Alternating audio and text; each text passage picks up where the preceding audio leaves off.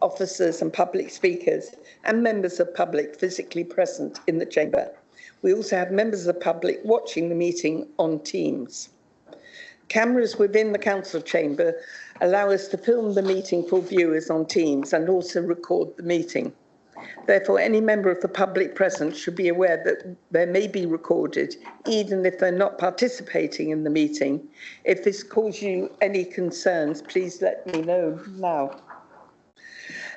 Members who have brought their devices with them this afternoon, can you ensure that the cameras are switched off and, very importantly, that their device microphones and speakers are muted for the duration of the meeting? Otherwise, this can cause feedback on the council sound system. Public speakers contributing to the meeting virtually should switch off their cameras and put their microphones on mute until they're invited to speak by the chair. It's not permitted for any member of the public viewing by Teams or within the council chamber to contribute to the meeting at any time. Should any member of the planning committee wish to speak, please raise your hand and catch my attention, or the legal advisor, or indeed my vice chair. When members in the chamber speak, remember to switch on your desk microphones so that all those in attendance as well as viewing can hear you. Please do not use the chat function within Teams for anything. All contributions must be made verbally. Please can you all ensure that your mobile phones are set to silence. Members are reminded they should not leave the room at any time whilst the application is being presented or debated. And should they do so, they will not be able to vote on that matter. If you do want to take a formal comfort break through the meeting, please can you attract my attention, and I will attempt to organise that.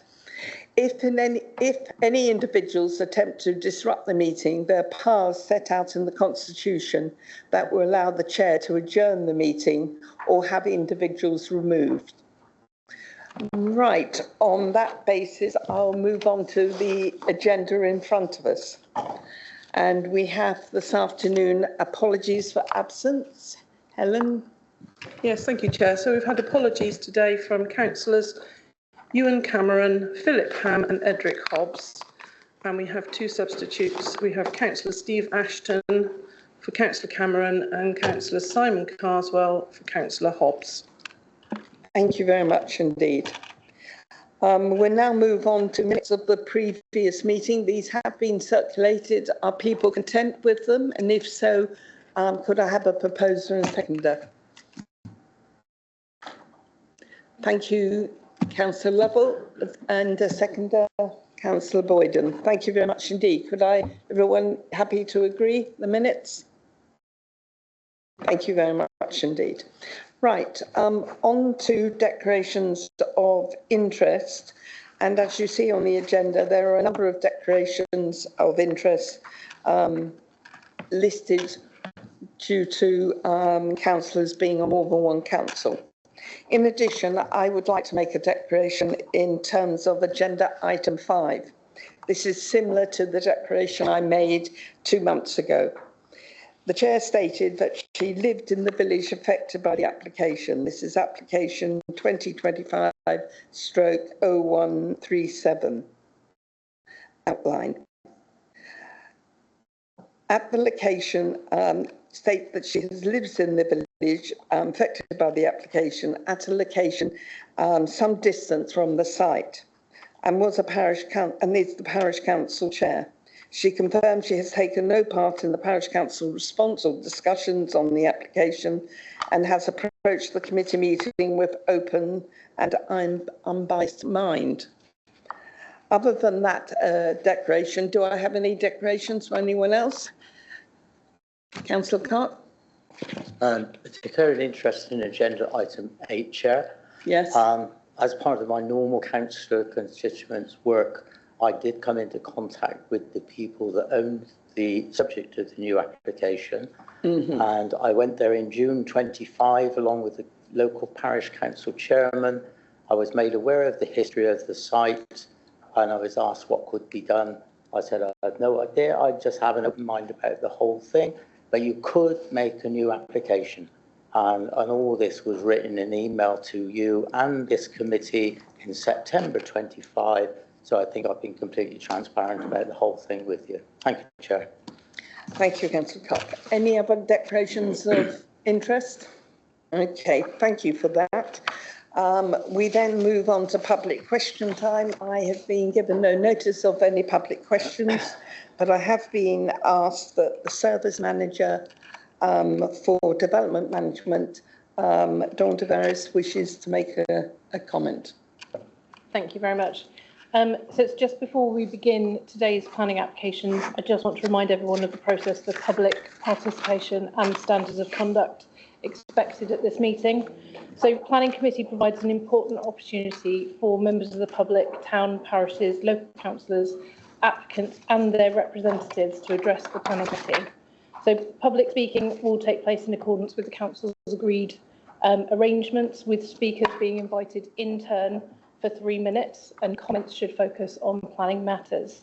I would also like to remind everyone that planning decisions are not made on the basis of popularity, number of objections or expressions of support received, or personal views about any individuals involved in the application.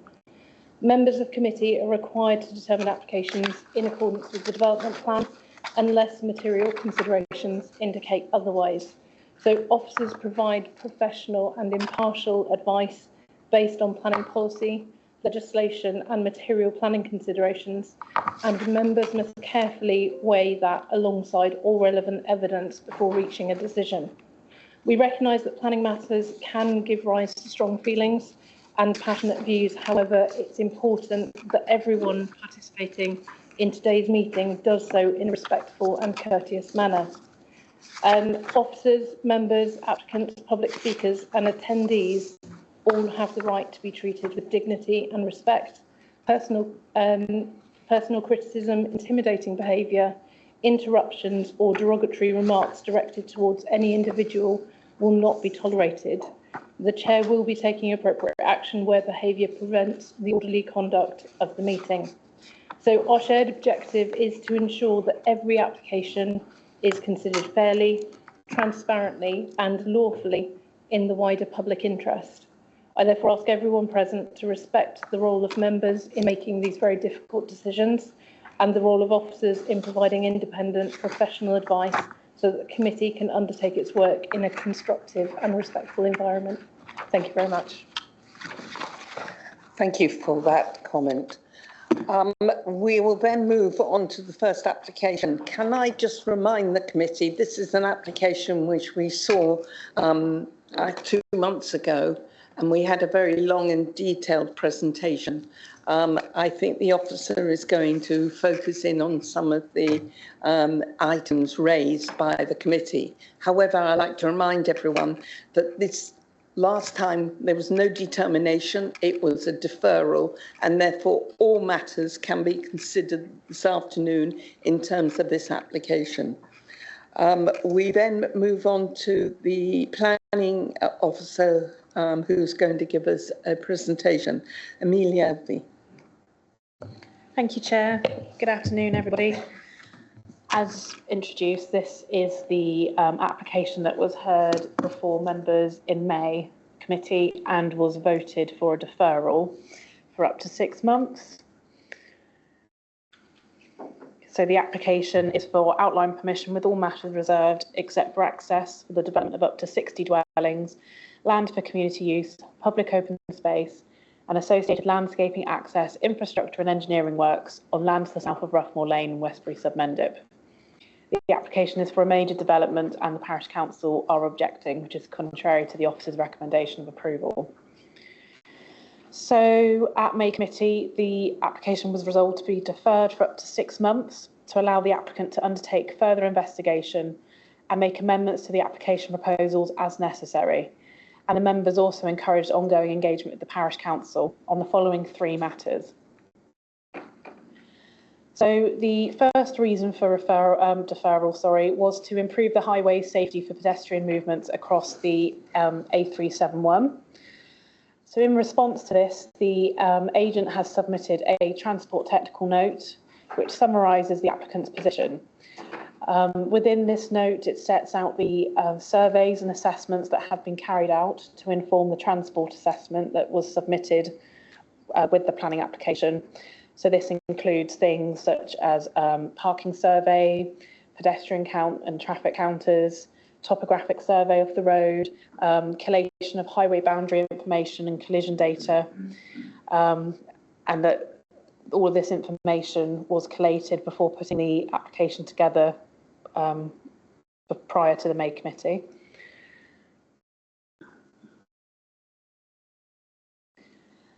The note also sets out discussions that have been undertaken between the applicant team and Somerset Council Highways.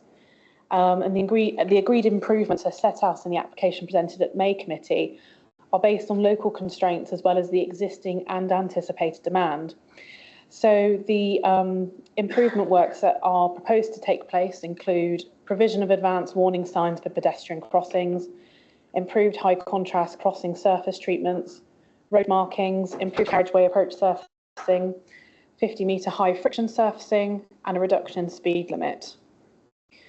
So this plan shows the existing speed change from the national speed limit to 30 miles an hour and the locations of proposed signage and roundels.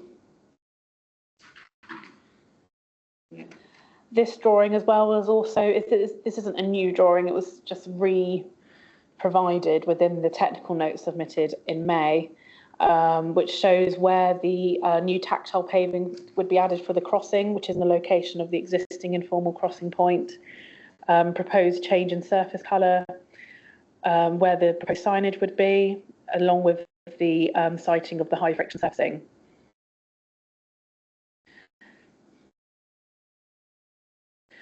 And this plan also indicates where the proposed 20-mile-an-hour speed change would take place. So it's along Stoke Road between these two yellow circles, with the application site being that field which is adjacent to the skate park. So, I mean, before I move on to the next reason for deferral, in respect of the highways work, there have been extensive discussions that have taken place and extensive surveys and investigations, and ultimately the geography of the road limits what can be done in terms of providing a more advanced type of crossing. And that is why that this solution has been agreed with highways, is that it's what can actually be delivered and achieved in this location. So we then move on to the second reason of deferral, which stated to reduce the quantum and density of development proposed across the site. So there hasn't been a change in terms of the number of dwellings proposed, so the description remains up to 60 dwellings. The application site is an allocated site with the policy setting out a minimum figure of 40 dwellings. So whilst the proposed housing is for more than 40 and up to 60, the housing is within the allocated extent of policy WM1. And the indicative layout has demonstrated that this number could be provided with a density that is compliant with local plan policy CP2. So just as a reminder, CP2 sets out that housing development should aim to be equal to or greater than 25 to 30 dwellings per hectare in locations such as the application site. And the proposed development results in an average of 30 dwellings per hectare, so it's therefore considered compliant with this local plan policy.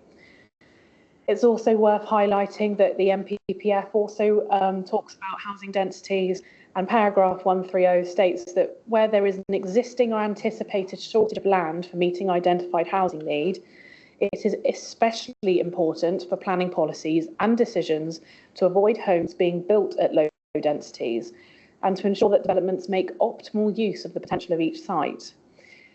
This section of the NPPF continues to also state that local planning authorities should refuse applications which they consider fail to make efficient use of land, taking into account the policies of the framework. We then move on to the third reason for deferral, which stated to investigate the delivery of active travel connections, such as a multi-user pathway from the application site to the Strawberry Line. So following on from the May committee, the applicant has agreed that in addition to the already negotiated circa £40,000 contribution towards the Strawberry Line, that they would be agreeable to a Section 106 obligation to safeguard land within the Blue Line for the future delivery of a multi-user pathway. So, does my cursor? Yeah. So this orange line here, so from the application site, which is edged in red, down to here is the proposed area of land to be safeguarded. Obviously, details would be thrashed out further during Section 106 negotiations. That red arrow at the bottom just indicates where the Strawberry Line is. So that is a change that has been made since May. So I'm going to move on to the main presentation. This is a shortened version of what was previously presented in May, because obviously it wasn't that long ago. And the presentation is going to mostly focus on the criteria that's set out within the housing allocation, because that covers a lot of different aspects. So these are the relevant policies of the local plan, along with other relevant documents. As updated at the previous committee, there were conditions that should have been added at the end of the report. So my mistake, I forgot to then add them before the report got republished. But these are the same conditions that were previously updated from the Environment Agency regarding securing the foul drainage scheme. And it's just ensuring that the foul drainage scheme is in place and formally adopted, or having written confirmation of the management and maintenance of this before occupation of the dwellings. And also the another condition to ensure that any future reserved matters applications are informed by the sustainability statement. So this is the same update that was provided at the start of May. So just to recap, the application site is to the south of Roughmore Lane and to the southwest of the village centre of Westbury Sub-Mendip. To the west of the site lies a playing field, to the north residential properties, to the south countryside, and to the east agricultural buildings, the church and other residential properties. So we now move on to the photos. So this is a combination of Google Street View photos. So this is as you travel along Stoke Road, westbound. Yeah, that's right, with the application site indicated by the red arrow. And this is as you carry on along Stoke Road. So that's the existing junction with Roughmore Lane, where that car is emerging. And then as you pan round, that field there is the application site. And this is as you travel along Roughmore Lane. And then this is once you've travelled down Roughmore Lane and look back. And then these are now my photos. So these are, I've tried to put things together to sort of give you a better view of it. So that's from the top left corner with the play area, skate park behind that mesh chain link fencing. And this is stood within the application site looking towards the residential properties along Roughmore Lane. This is looking to the south. And this is looking towards the east. And then this is stood further within the application site looking towards the north. This is where the public right-of-way meets the application site. So those are the agricultural buildings that are next to the site. So we move on to the plans. So this is the proposed site plan layout. As previously set out, the application has been subject to quite extensive pre-app discussions as well as presentation to QRP. And the scheme now includes removal of the footpath from the ecological landscape buffer, submission of a design principles document, additional street planting, swales and rain garden, softened appearance of attenuation basin, and additional access to the recreational ground to the west. So the principle of development, so the east area of Somerset currently cannot demonstrate a 5-year housing land supply, with the current figure calculated at 2.84 years. Therefore, is set out in paragraph 11 of the NPPF, the tilted balance is engaged in applying the presumption in favour of granting planning permission for sustainable development unless there is a demonstrable and significant harm that would arise from doing so and would be outweighed by any public benefit. This is also reinforced by other policies within the local plan. So Westbury Sub-Mendip is classified as a primary village by policy CP1 due to the amenities that are on offer within the settlement. And policy CP2 sets out that allocations of land for housing outside of development limits will be made through the site's allocation process. So notwithstanding the indicative area for the attenuation basin, policy WM1 of part 2 of the local plan allocates the land pictured on the slide, on the bottom, on the left picture, sorry, for a minimum of 40 houses, providing the 8 criteria of policy WM1 are met. So we'll move on to each of them. This was just a summary like last time about the, I guess, importance of allocated sites and just how this, so as sites are allocated by the Mendip local plan, which is then adopted by the council. As the site has been allocated through the local plan making process, there has already been an assessment undertaken by planning policy regarding the suitability of the site for residential purposes. And the NPPF also requires planning policy to identify opportunities for villages to grow and thrive. Therefore, the principle of the land being used for residential purposes has therefore already been accepted, with the caveats that any scheme complies with the 8 criteria of the allocation. So point 1 of the criteria states that the development should be for a minimum of 40 dwellings, including affordable housing consistent with relevant policy. So as previously set out, this is an outline consent for up to 60 dwellings. Local plan policy DP11 states that 30% affordable housing should be provided, and the submitted details have confirmed that 30% will be provided, and this would be secured by Section 106 agreement. The affordable housing officer is also in agreement with this, and the 10-year split as well has also been agreed along with a local letting plan. Moving on to the second point of the policy allocation. So policy WM12 says have particular regard to site layout, building height and soft landscaping to minimise the visual impact of the development in this rural location. So as the application is for outline consent, matters relating to site layout, building height, soft landscaping, materials and style would be further detailed when a subsequent reserved matters application is submitted and assessed. It is noted, however, that an illustrative master plan, design principles document, along with design principles and parameters within the submitted design and access statement have been provided. And it is proposed that a condition is imposed to require any future reserved matters application to be informed by this DPD, design principles document. In respect of the illustrative density of dwellings, this was one of the reasons for deferral, and as set out earlier in the presentation, it's considered that an average of 30 dwellings per hectare is compliant with the policy. So the third reason for, third criteria of the policy states that new development should reflect the local materials and style. Again, this is an outline application, so matters relating to appearance, landscaping, layout and scale would be assessed in more detail at reserve matter stage. The submitted DPD sets out character areas, which details overarching principles in terms of building types and heights, and this is considered to be in keeping with the surrounding area.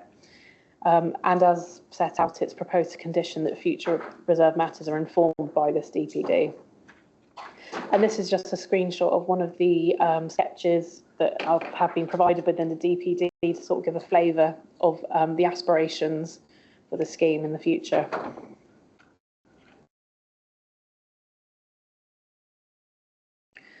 Point 4 of the allocation states that the site should be designed to safeguard the amenity of neighbouring residential properties. So the indicative site plan demonstrates that the number of dwellings sought consent for could be delivered with suitable separation distances from the closest existing properties due to the landscape and ecological planting and buffers that are proposed and are also proposed to be secured by condition and section 106. Potential matters relating to overlooking, if required, could be addressed at reserve matter stage through conditions such as securing obscure glazing or prevention of windows without prior approval. Environmental health have been consulted and have raised no objection, recommending a condition to secure a construction environment management plan. And a lighting plan is already proposed to be secured by condition for ecological reasons. Therefore, concerns regarding light spill or pollution are considered to be addressed by this condition being imposed. Point 5 of the policy requires opportunities should be taken to maintain or enhance biodiversity, and particular consideration will be needed of the impact on designated sites. 0.13 hectares of accessible bat habitat should be provided. So the application site is within the nutrient catchment area and also within a back consultation zone. A shadow HRA has been submitted in respect of the potential significant effect that the proposal may have on these sites. And the shadow HRA concludes that suitable mitigation can be secured, and this would negate a likely significant effect. Natural England have reviewed this and consider that the proposed mitigation is acceptable. So in respect to the phosphate mitigation strategy, this seeks to utilise a combination of fallowing adjacent agricultural land and the use of a packaged treatment plant to ensure nutrient neutrality. The use of a PTP has been proposed as if a main sewer connection were to be used. This would require the fallowing of 61 hectares of existing cereals land, compared to the proposed fallowing of approximately 1.3 hectares. So initially there were objections from the Environment Agency due to concerns regarding permits. However, as the PTP is to deliver an ecological benefit, i.e. phosphate mitigation, it's considered that this could be achieved. And relevant conditions have been recommended by the EA to ensure that this is secured appropriately. In respect of BNG, the proposal seeks to deliver this on site and well in excess of the required 10% increase. And in terms of the 0.13 accessible bat habitat, this is proposed to be delivered by way of additional hedgerow planting, and the landscape buffers along the north and the west boundary would also provide this space, and this would be secured by Section 106 planning obligation. So as well as those planning obligations, as previously mentioned, we have the sensitive lighting scheme proposed to be secured by condition, along with a construction environment management plan for biodiversity, sensitive vegetation clearance measures, badger and hedgehog sensitive construction measures, confirmation that badger mitigation and enhancement measures are implemented, and protection of existing trees and hedgerows during works. The sixth point of the policy allocation states that further investigation will be required of traffic impacts, and a safe access onto the A371 will be required. Safe pedestrian links should be provided to enable access on foot to the village core. So in terms of vehicular access, the existing access from Roughmore Lane to Stoke Road has very restricted visibility, and the proposal seeks to close up the existing junction and to provide a realigned stretch of Roughmore Lane to allow for a better access point onto Stoke Road. The development is then proposed to be accessed from this realigned part of the road. So in terms of traffic impacts and safe pedestrian links, as set out, investigations have taken place, and due to the geometry of the A371, lack of visibility and available footway width, along with the need to retain adequate carriageway width around the bends, no suitable location has been identified for the provision of a controlled crossing. However, as set out in the Transport Technical Note in May, and the points that I highlighted at the beginning of this presentation, there are a suite of other measures that are proposed to be delivered that would seek to improve the safety of the existing informal crossing. And the TRO can be secured by the Traffic Regulation Order. TRO in respect to the speed limit change can be secured by Section 106 planning obligation. Considering the other highways impacts that could arise from the proposal, the Highways Authority have reviewed the application, raising no objection, and have recommended conditions to secure appropriate measures. So this is some photos and a map to show where the existing informal crossing point is, along with a map of the right-of-way network that connects to the informal crossing point. So the seventh point of the policy allocation states that the impact on nearby listed buildings and the conservation area will need to be carefully considered. So the application site is partly within, but mostly outside of the Westbury Mendick Conservation Area, and is in proximity to a number of listed buildings. So the purple line, oh, it's up there, sorry. The purple line on the plan indicates the conservation area boundary. Historic England and the Council's Conservation Officer have been consulted on the application. Historic England initially raised concerns relating to the proposed relationship between the development and the church, and have encouraged that through any master plan or reserve matters application for the site to identify solutions that better respond to the significance of the church as derived from its setting.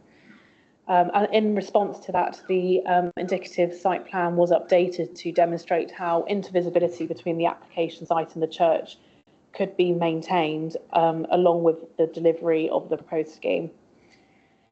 In terms of the Conservation Officer, no objection has been raised, setting out that the benefit of the delivery of housing outweighs the less than substantial harm to the heritage assets, and that during reserve matter stage of the application, a successful scheme in terms of design materiality can be created. The proposals have been assessed as having a less than substantial harm due to the proposed development not resulting in an impact on physical form or historic fabric of the heritage assets, and that their special architectural and historic interest remains legible and appreciable, with the effect limited to those aspects of significance that derive from the setting, and therefore does not meet the threshold of substantial harm as defined by the NPPF.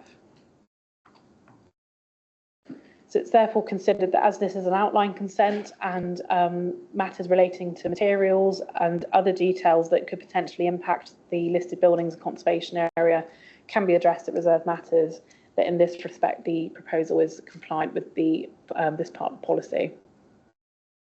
And this shows the updated site plan that demonstrates the intervisibility from the centre of the development of the site with the church. So the eighth and final point of the policy allocation states that up to 0.1 hectare of land will be made available for the delivery of a community facility, and no further contributions towards community facilities will be sought from the site.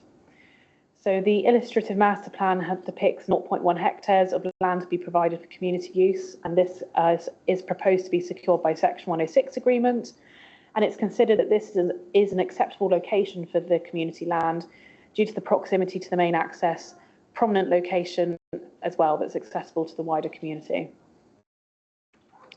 So this is a summary of the planning obligations that are proposed to be secured. So 30% on-site delivery of affordable housing, traffic regulation order to reduce the speed limit to 20 miles an hour, the travel plan measures and implementation of this and monitoring fees, which are approximately £7,000, connection to the existing public right-of-way, a contribution of approximately £43,500 towards Strawberry Line, and since the deferral, the provision of safeguarded land for future delivery of a multi-user pathway from the application site to the south, connecting to the Strawberry Line, approximately £150,000 towards early years provision, approximately £60,500 towards SEM provision. We also have 2 lots of NHS contributions, so about £38,000 towards NHS Somerset with primary care, and then about 18.5 grand for RUH Bath NHS Trust. We would then look at securing the phosphate mitigation strategy and BNG implementation, maintenance and monitoring through the Section 106, along with the provision of the 0.1 hectare of community land and public open space and play areas, along also the accessible bat habitat. I've just realised that's missed off on that list. The 0.13 hectares of bat habitat would also be secured by Section 106. Right, so the planning balance and conclusion. So to sum up, there is a lack of a 5-year housing land supply in the Planning East area, and therefore tilted balance is engaged in favour of granting permission unless adverse impacts significantly and demonstrably outweigh benefits of the scheme. It has been assessed that there could be potential harm to the conservation area and Mendip Hills National Landscape. However, no objections from relevant consultees, and conditions can be used to secure sufficient mitigation. And it's considered to be compliant with relevant local plan and NPPF policies. The benefits of delivery of additional housing, including affordable housing, highway improvements and infrastructure contributions, have been weighed up, and the site is allocated for residential development. Therefore, the officer's recommendation is to approve outline planning permission subject to the prior completion of the Section 106 agreement and the conditions are set out, and that authority be delegated to the head of planning in consultation with the chair or vice chair, where appropriate, to make minor amendments and refinements to the wording, numbering and sequencing of planning conditions, agree minor variations to the heads of terms and final drafting of the Section 106 agreement, and add, amend or remove conditions where necessary to secure compliance with national and local planning policy, consultee advice or material planning considerations, and refuse the application if the applicant fails to engage, respond or progress the Section 106 agreement within a 6-month period. Thank you. Thank you very much indeed. We now move on to the public speakers, and I have a number of them, and it's been requested that the Parish Council, the Vice Chair, Councillor Colwell, should speak first.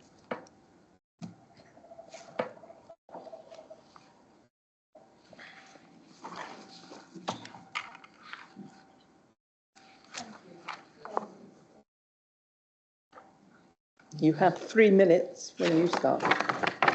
Good afternoon.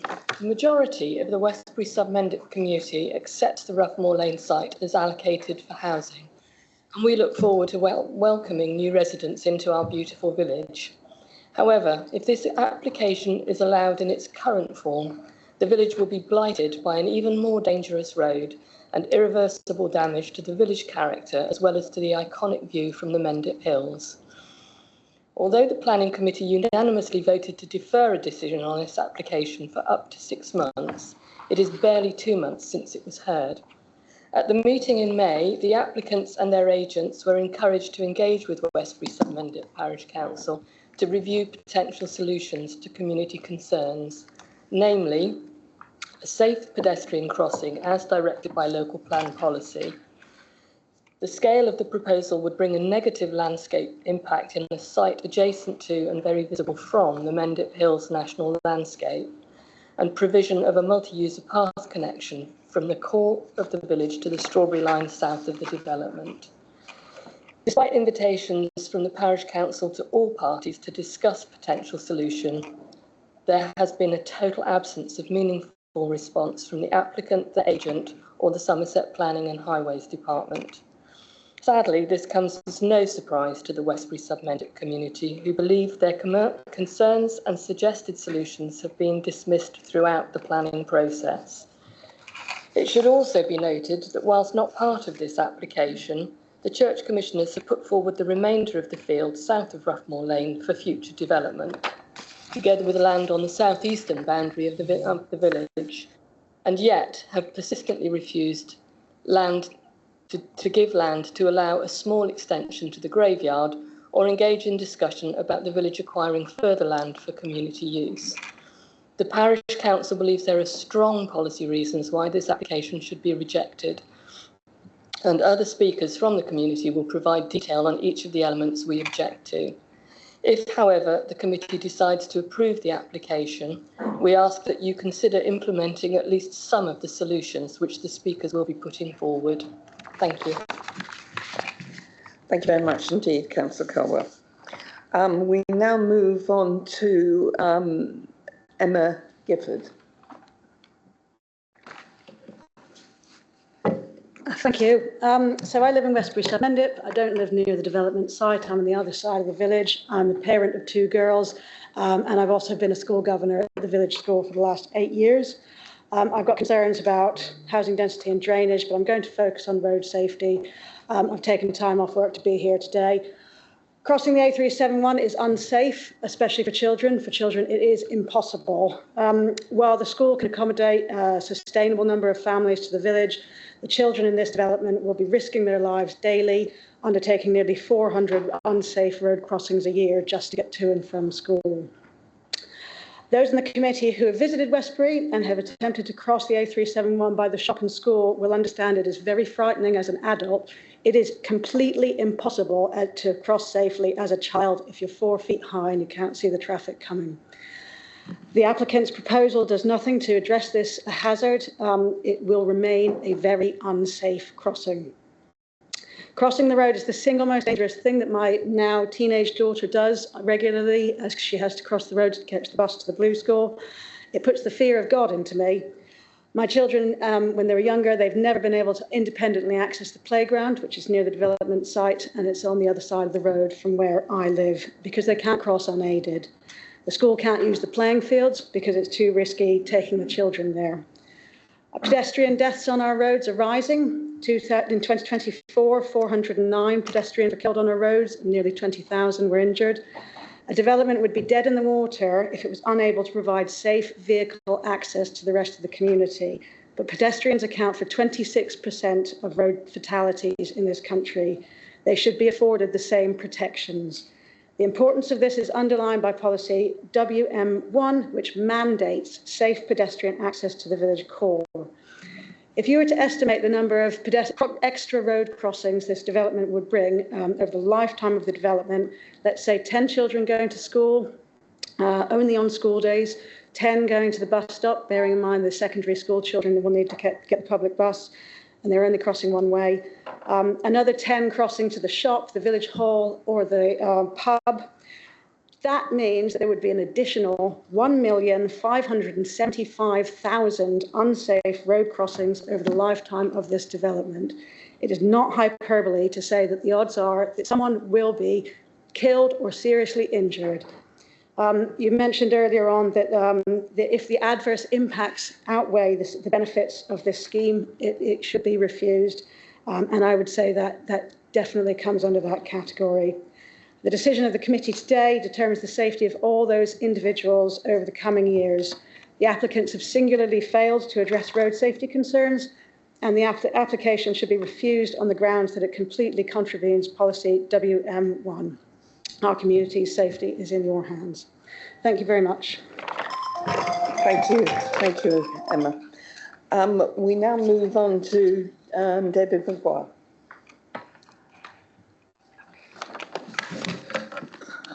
Good afternoon. I also live in the village. 60 houses is too many. The applicant has chosen to put the attenuation pond outside the allocated site to get the 60 houses in what they say is an acceptable density. Pedestrian safety has not been addressed. WM1 calls for a safe crossing. They have proposed what they call a safer crossing, not a safe crossing as in WM1. They say a controlled crossing is not possible because of sight lines, which the Parish Council has offered solutions. The applicant's latest transport technical note states at para 3.13 that 20 miles per hour, the forward visibility space of 23 metres in line with MFS guidance would be achievable based on the existing highway boundary. So they're actually saying they can get the sight lines, so that should be no bar to a crossing, combined with a 20-mile-an-hour limit. The combination would create a safe crossing. They could talk to the local landowner about acquiring small indents into his boundary to accommodate the required bubble path, paving stones, extra room for by the crossing and for signage, but they haven't done this. The Church Commissioner's Strategy Land Sustainability Framework commitments dated May 2025 lists key themes and commitments, the first being to create communities which are safe with social infrastructure, not providing a safe crossing of the A371 to access key village facilities, including the shop, post office, school, church, pub, park and village hall does not create a safe community. It creates a dangerous divide between the new residents of the proposed estate and the village facilities they would wish to use. The application fails on the Church Commissioner's own commitments. Church Commissioners have proposed setting aside a strip of land for a path along the edge of the field to join the development, the proposed Strawberry Way path, with no additional funds to make it into a multi-user path.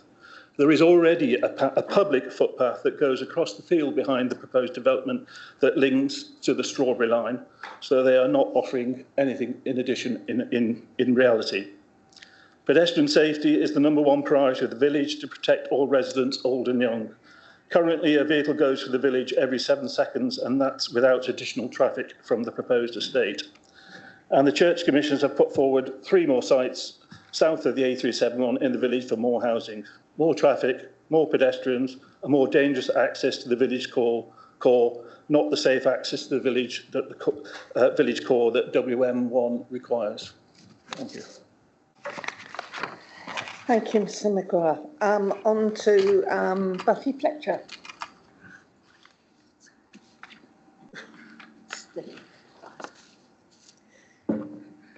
I also live in the village and nowhere near the site of the new development. The current Somerset plan allocates a minimum of 40 houses to the Roughmore Lane site. An increase to 60 houses is significant. The plans show a dense block of houses filling the space in a manner more suited to an urban setting than a rural location. The density of this plan does not take account of its position at the edge of the village, where the hard edge, which does not reflect the village character, would be very noticeable from the adjacent hills. It would cause unacceptable landscape harm when seen from the Mendip Hills National Landscape, where the views out are protected. The concentrated nature of the development gives no leeway to respond to its rural location. The density of housing restricts the opportunity for open space within the development and for fewer trees than would otherwise soften the views from above. The so-called village green, in practice virtually a traffic island, is unsuitable for any community use and should be discounted as any part of the green space offering. If the number of houses were reduced, it would be possible for the attenuation pond to be included in the area to be developed. This would allow a soft edge to the development, reflecting the intrusion of green areas that form part of the existing village character. In addition, it would enable a plan that respects the radial nature of the village, allowing a more organic feeling to the development. While the layout is not fixed at this stage, the illustration demonstrates that 60 houses would depend on a more urban style of development, and if it was accepted, then this would be reflected in whatever was subsequently proposed. In conclusion, the proposal for up to 60 dwellings represents an over-intensive form of development that would urbanise the rural edge of Westbury Sub-Mendip, resulting in an overly prominent and suburban form of development that fails to respect the site's transitional role between a village and the surrounding countryside. The scale and density of development would reduce the effectiveness of landscape buffers and mitigations, causing unacceptable harm and character to the appearance of the locality, contrary to policies DP 1, 3, 4, 7 and WM1. I would like the committee to require a lower density of housing, which would reflect its location as one of rural transition and limit its impact seen from above. A new estate of 40 to 50 houses would be more in keeping with the village size and the village setting. It is not necessary to maximise the house numbers for it to contribute to the local housing requirements. Thank you very much indeed, Mrs. Fletcher. On to Steve Gamble.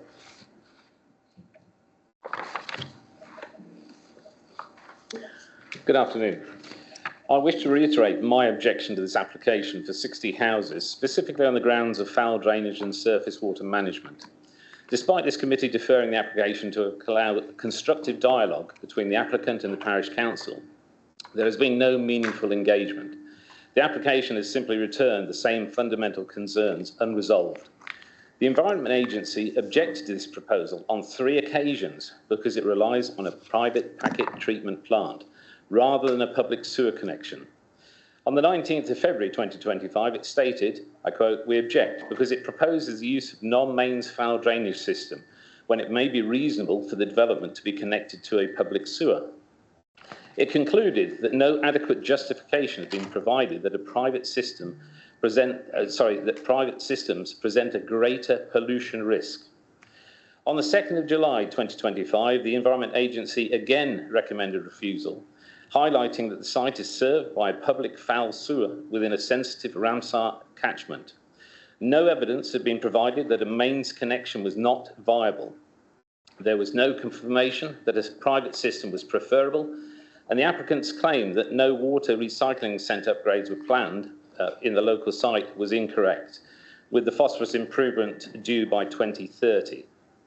Although the Environment Agency withdrew its objection on the 18th of December 2025, it did so only subject to conditions and reiterated the connection to a public sewer remains the preferred option. with developers expected to demonstrate why this is not feasible. The applicant has failed to do so. Indeed, the developer's own experts identify a main sewer to the north of the site requiring only a pumping station. If loss of agricultural land was generally a concern, a smaller development or relocation of the attenuation pond would have been a more appropriate solution. With a main sewer connection, the 61 hectares of land raised by the planning officer for planting to mitigate phosphorus levels would not be required. The environmental case for the packaged treatment plant is also weak. It has a far shorter lifespan than the homes it will serve, requires continual scheduled maintenance, chemical dosing, removal of solid waste and replacement of components, and still carries the acknowledged greater risk of failure against that of a mains connection. Furthermore, the developers and planning officer support for the PTP has been justified by Natural England's current phosphorus target of 0.0 milligrams per litre. Yet by the 1st of April 2030, water companies must achieve a stricter legally enforceable limit of 0.25 milligrams per litre, significantly undermining the long-term justification for this approach. In summary, the applicant and planning officer have not demonstrated that a mains connection is unfeasible. The Environment Agency repeatedly recognised that a private treatment plant presents a higher pollution risk in this environmentally sensitive location. And the case for departing from the preferred mains connection has never been convincingly made. Thank you. Thank you very much indeed. We move now on to Ralph Ward. And then followed by Mr. Robinson. Thanks. On wheels. I don't want them to go Okay. flying. Yeah. Thank you very much. I also am a Westbury resident, but before moving here a few years ago, I was a planner for 35 years, working on some fairly chunky developments. So I'll be talking mostly about planning stuff. This is an extremely important development for the village. It is the largest single development Westbury has seen in its 1,000-year existence. It is taking the village in new directions. And as these are directions that any further growth is likely to be drawn to, it will set the framework and the tone for the village's evolution into the future. So its successful integration and the quality of the scheme are the critical things for this to consider for this application. There is no evidence at all that the applicant sees it this way. The application simply shows a generic housing estate filling in a former open field. It could be anywhere. It certainly doesn't look like part of Westbury to me. And I've got to say the presentation we heard from the council ticks loads of boxes, but again, fails to grasp the real significance and importance of this site and how we handle it. But as this is only an outline application, does it matter? Well, it does matter because the consent will bake in core issues, the number of houses, a single point of access, no safe crossing, that will adversely predetermine detailed outcomes. Take 60 houses, for example. This requires site cover that will radically diminish scope for the type of layout and townscape that we think is appropriate, and I think you think is appropriate. Other important issues that should be there are omitted. Quality frontage to the church, perhaps, is left out. We'd like an irregular landscape buffer. There's no mention of it. This is hugely disappointing. As it stands, a volume house builder could simply take over this consent and build their usual product. This is not what we want, but there will be very little we can do about it. Frankly, I think we can do much better than this, and we should be doing much better than this on this site, and that's what this is all about. The committee understands this. Given the applicant's unwillingness to engage in any further discussion, we urge the committee to refuse this application. Because the application's manifest weaknesses, we feel the council's position with regard to an appeal is surprisingly strong on policy grounds and will attract widespread support.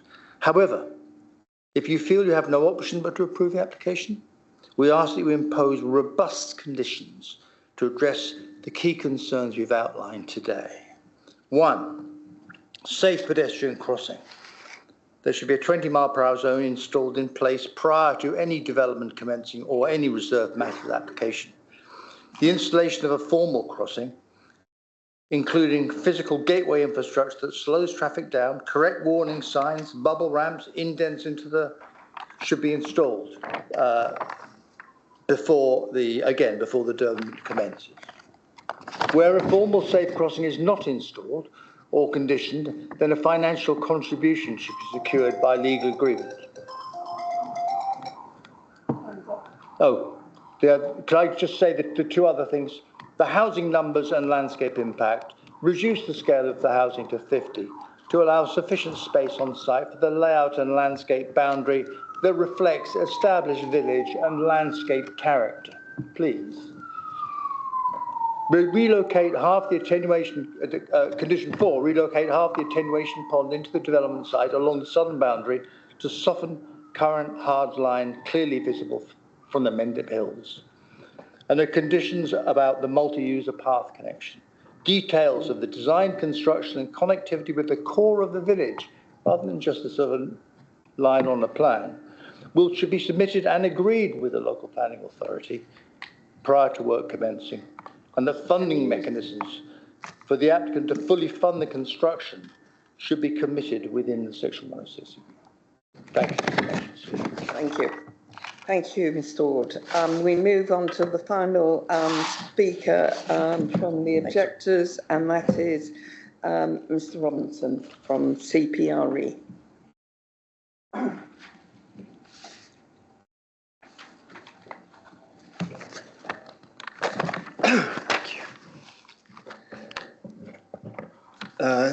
Yes, CPRE Somerset has asked me to talk about possible landscape reasons for refusal. Before doing so, I want to start by commenting on the application for 60 houses on an allocated site for a minimum 40. While the word minimum provides a limited degree of flexibility, it doesn't guarantee approval of a higher number.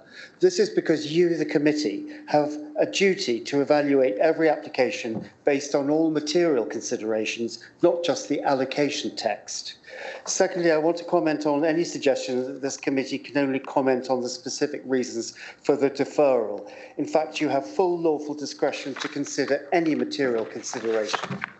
The National Landscape's concern, and ours, is that the site's location at the foot of the south-facing slopes is particularly sensitive with respect to its potential effects on the national landscape. The special qualities of the national landscape to be protected include views in and out, the conservation of dark skies, etc. The national landscape has called the LVIA seriously flawed and called for more long-distance views and for a revised LVIA to be written to the Landscape Institute's GLIVIA 3 standards, as well as for photo montages at reserve matter stage. The applicant, the only revision made by the applicant has been to add 4 more long-distance views. The facts are the LVIA has not been rewritten to the Landscape Institute standards. It asserts but doesn't evidence its claim that the site isn't a valued landscape, despite its being in the immediate setting of the national landscape. Importantly, the LVIA doesn't acknowledge that the site is the immediate setting of the adjacent Grade 2 style listed Church of St Lawrence. This is contrary to GLIVIA 3 guidance. There is not even an image of the church from the site in the viewpoints. This means the applicant's LVIA has seriously undervalued the baseline value of this sensitive landscape, and therefore, in our view, none of its judgments can safely be relied on. So we suggest there are 3 strong reasons to refuse. 1, the character and appearance of the village will be significantly and demonstrably adversely impacted by the significant erosion of the setting of the important adjacent Grade 2 listed church due to deeply intrusive development into the open countryside to accommodate the number of houses applied for. The committee is fully entitled to put more weight on this harm than did the Conservation Officer. Secondly, the scheme fails to make efficient use of land by not including the site of the derelict barns, which are closer to the road.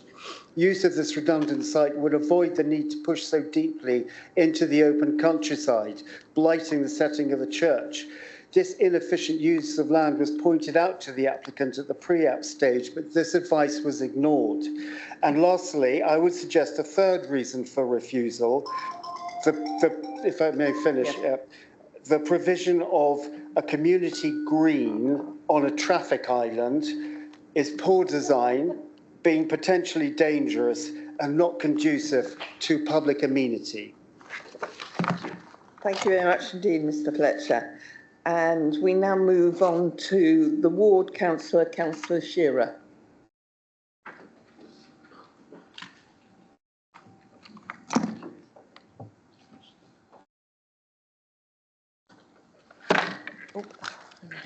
Thank you, Chair.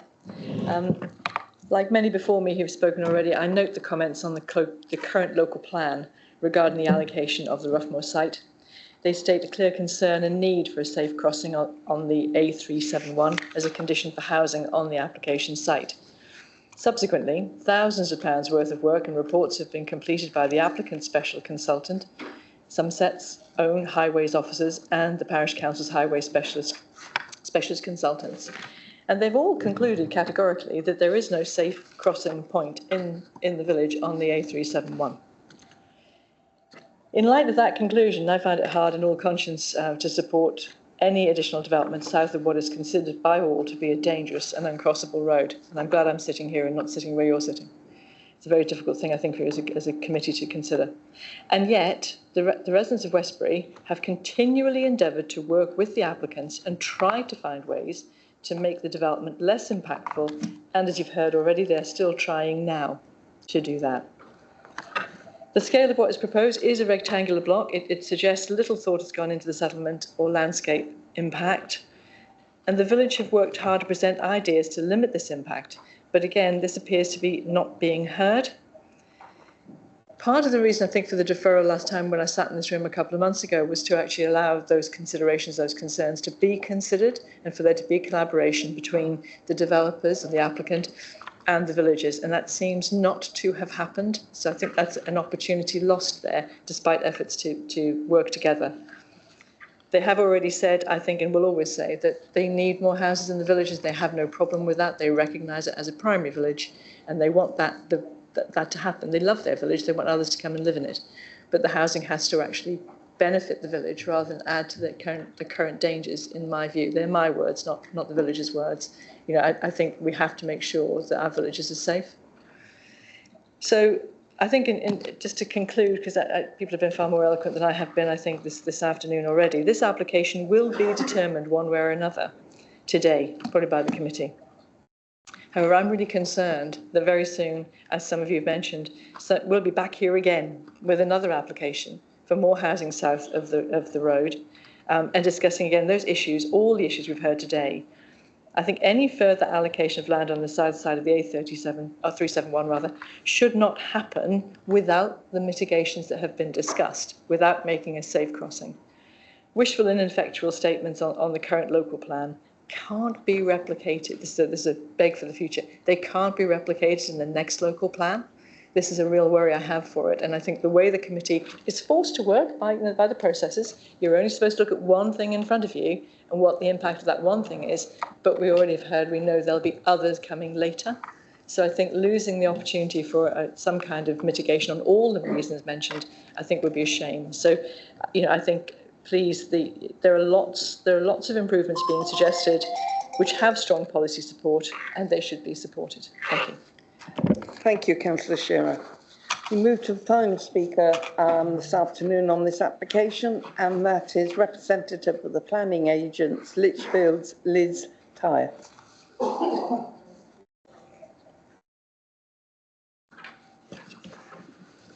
Good afternoon. I'm Lizzie Tye from the Church Commissioners for England, the applicant for this outline planning application. Following a deferral of this application in May 2026, members requested further clarity on highway safety, quantum and density of development, and active travel connections. Our highways consultant has carefully reviewed the approach to pedestrian safety in terms of crossing the A371.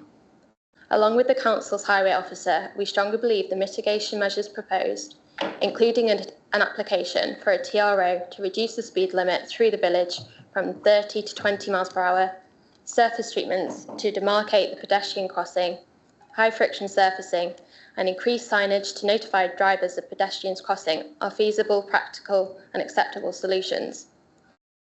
In terms of the quantum and density of development, the proposed housing is within the allocated extent of policy WM1, and the submitted layout demonstrates a policy-compliant density. Somerset is in clear and pressing need for new housing, with only a 2.84-year housing land supply in the former Mendip area, and the proposed scheme demonstrates an efficient use of land. Somerset's inability to demonstrate a 5-year housing land supply should be an important consideration in determining this application. Since our original submission, we have agreed to safeguard a portion of land for a future Strawberry Line connection to improve active travel opportunities within the village. We recognise the level of local interest in this scheme. However, these matters have been carefully assessed by your officers and statutory consultees, and the impacts are considered acceptable in planning terms. The Church Commissioners remain steadfast in our commitment to deliver new homes and meaningful benefits to residents, both new and existing. This is not limited to 18 new affordable homes. We welcome the officer's recommendation for approval with the appropriate conditions and Section 106 obligations, concluding that the development accords fully with the local plan, site allocation policy and the NPPF. We acknowledge that members will hear a range of views today. However, on the basis of planning merits, this application for an allocated site has been found to be acceptable. On this basis, we respectfully ask members to support the officer recommendation and grant planning permission this afternoon. Thank you for your time. Thank you, and thank you for joining us today. Right, we'll now move on to the questions from the committee. Before I go any further, is there anything the planning officer would like to add to or question any of the factual statements?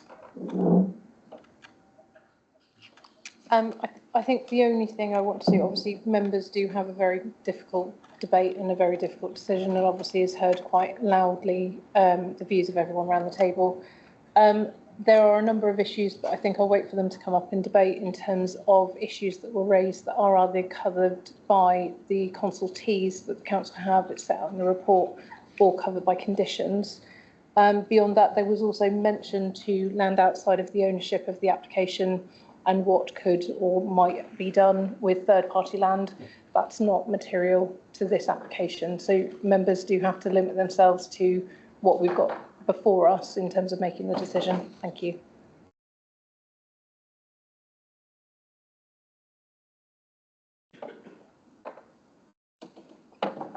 My apologies, I'm making sure that I didn't realise the information.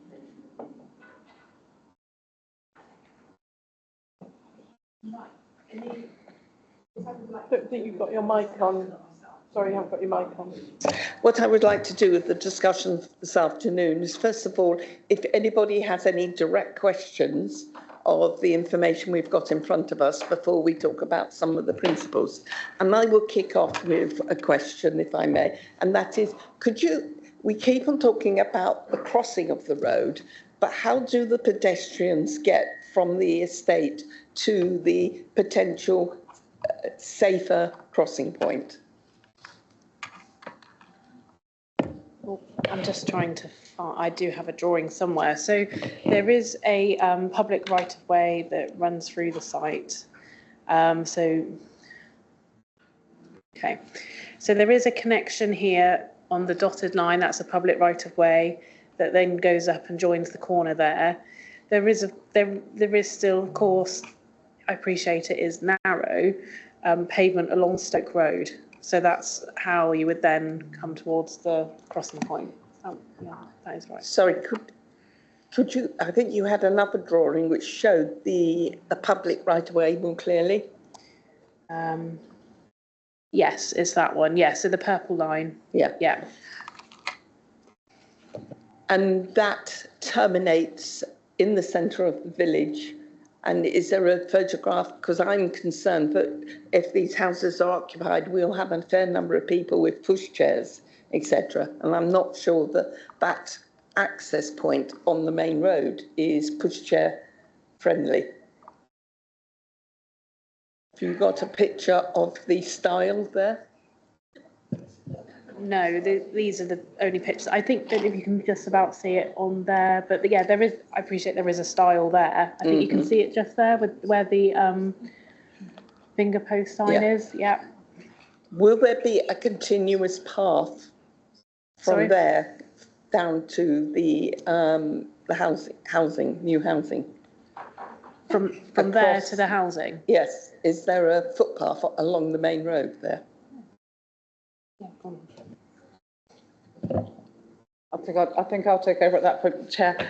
Yes, there is an existing historic footway along the southern side of the A371, which is narrower than our current standards would request. And there is an extension of that along what is currently known as the Mortar Pits area that will meet current criteria. Okay, so we've got, where is the virtual footpath? I think you've just shown it to us. There will be something. Yeah, kind of, yeah.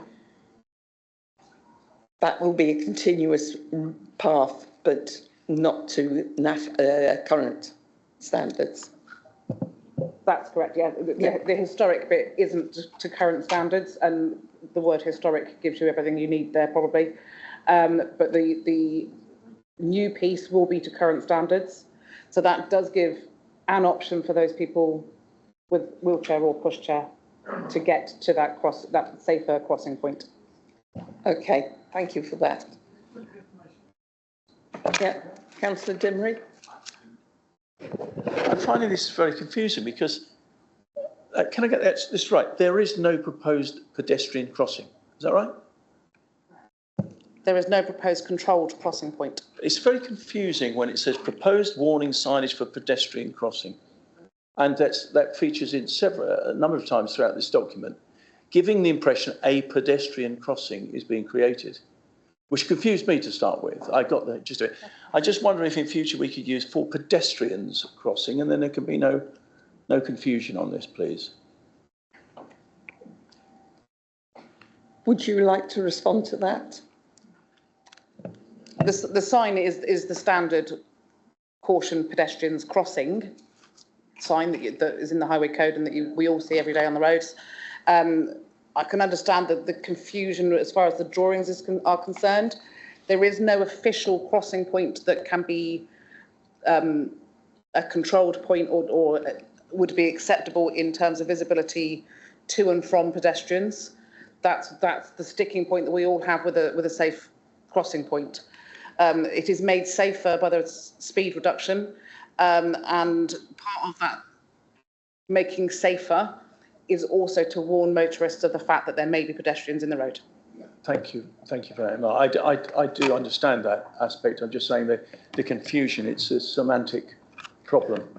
I'd like to see it reviewed, please. Okay, thank you for that. Councillor Hart.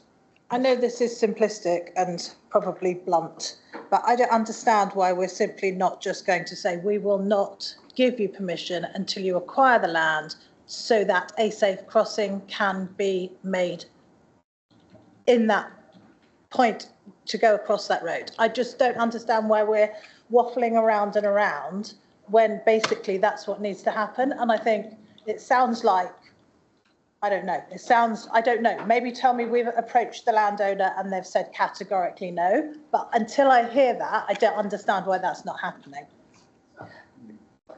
Would you like to respond to that? Yes, so the reason why the more formal crossing point can't be provided is because you would need to obtain third-party land. The wording of the policy is that safe pedestrian links should be provided to enable access on foot to the village core. I don't really know what else to say, John. Yeah. So I appreciate for members, obviously you understand loud and clear what the issue is. The issue is there is not a controlled crossing point in this location because it doesn't matter what you do. There's no way to make it safer than what has been engineered. So what has been engineered, if you can go back to the proposed drawing. So existing in terms of this location. So currently in this location, there is a public right of way that kicks out on this bend with 30-mile-an-hour traffic and no safe visibility. That is the current situation. There's a public right-of-way open to the public, used by the public, and members of the public will be crossing the road in this location with 30 miles an hour traffic. Because of the potential increased use of the public right-of-way as a result of any development, measures have been taken with the developer in terms of trying to get the scheme to the safest possible position, accepting that on that trajectory, with that land ownership, with those visibility displays, because of the bend in the land, we cannot achieve a fixed crossing point. There is already a crossing point used by the public, open to the public in this location. So the question is, if there's an intensification of that crossing point, which has concerns from local residents, what can we do in terms of making it as safe as possible? So the outcome is a reduction of speed limit to 20 miles per hour through a traffic regulation order.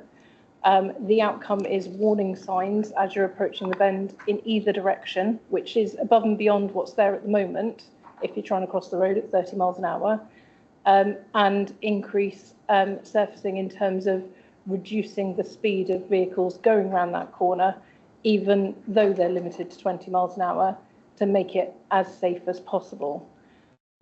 When you're looking at that, this is one very important issue for local residents. It's been subject to a lot of debate with the applicant and the Highway Authority.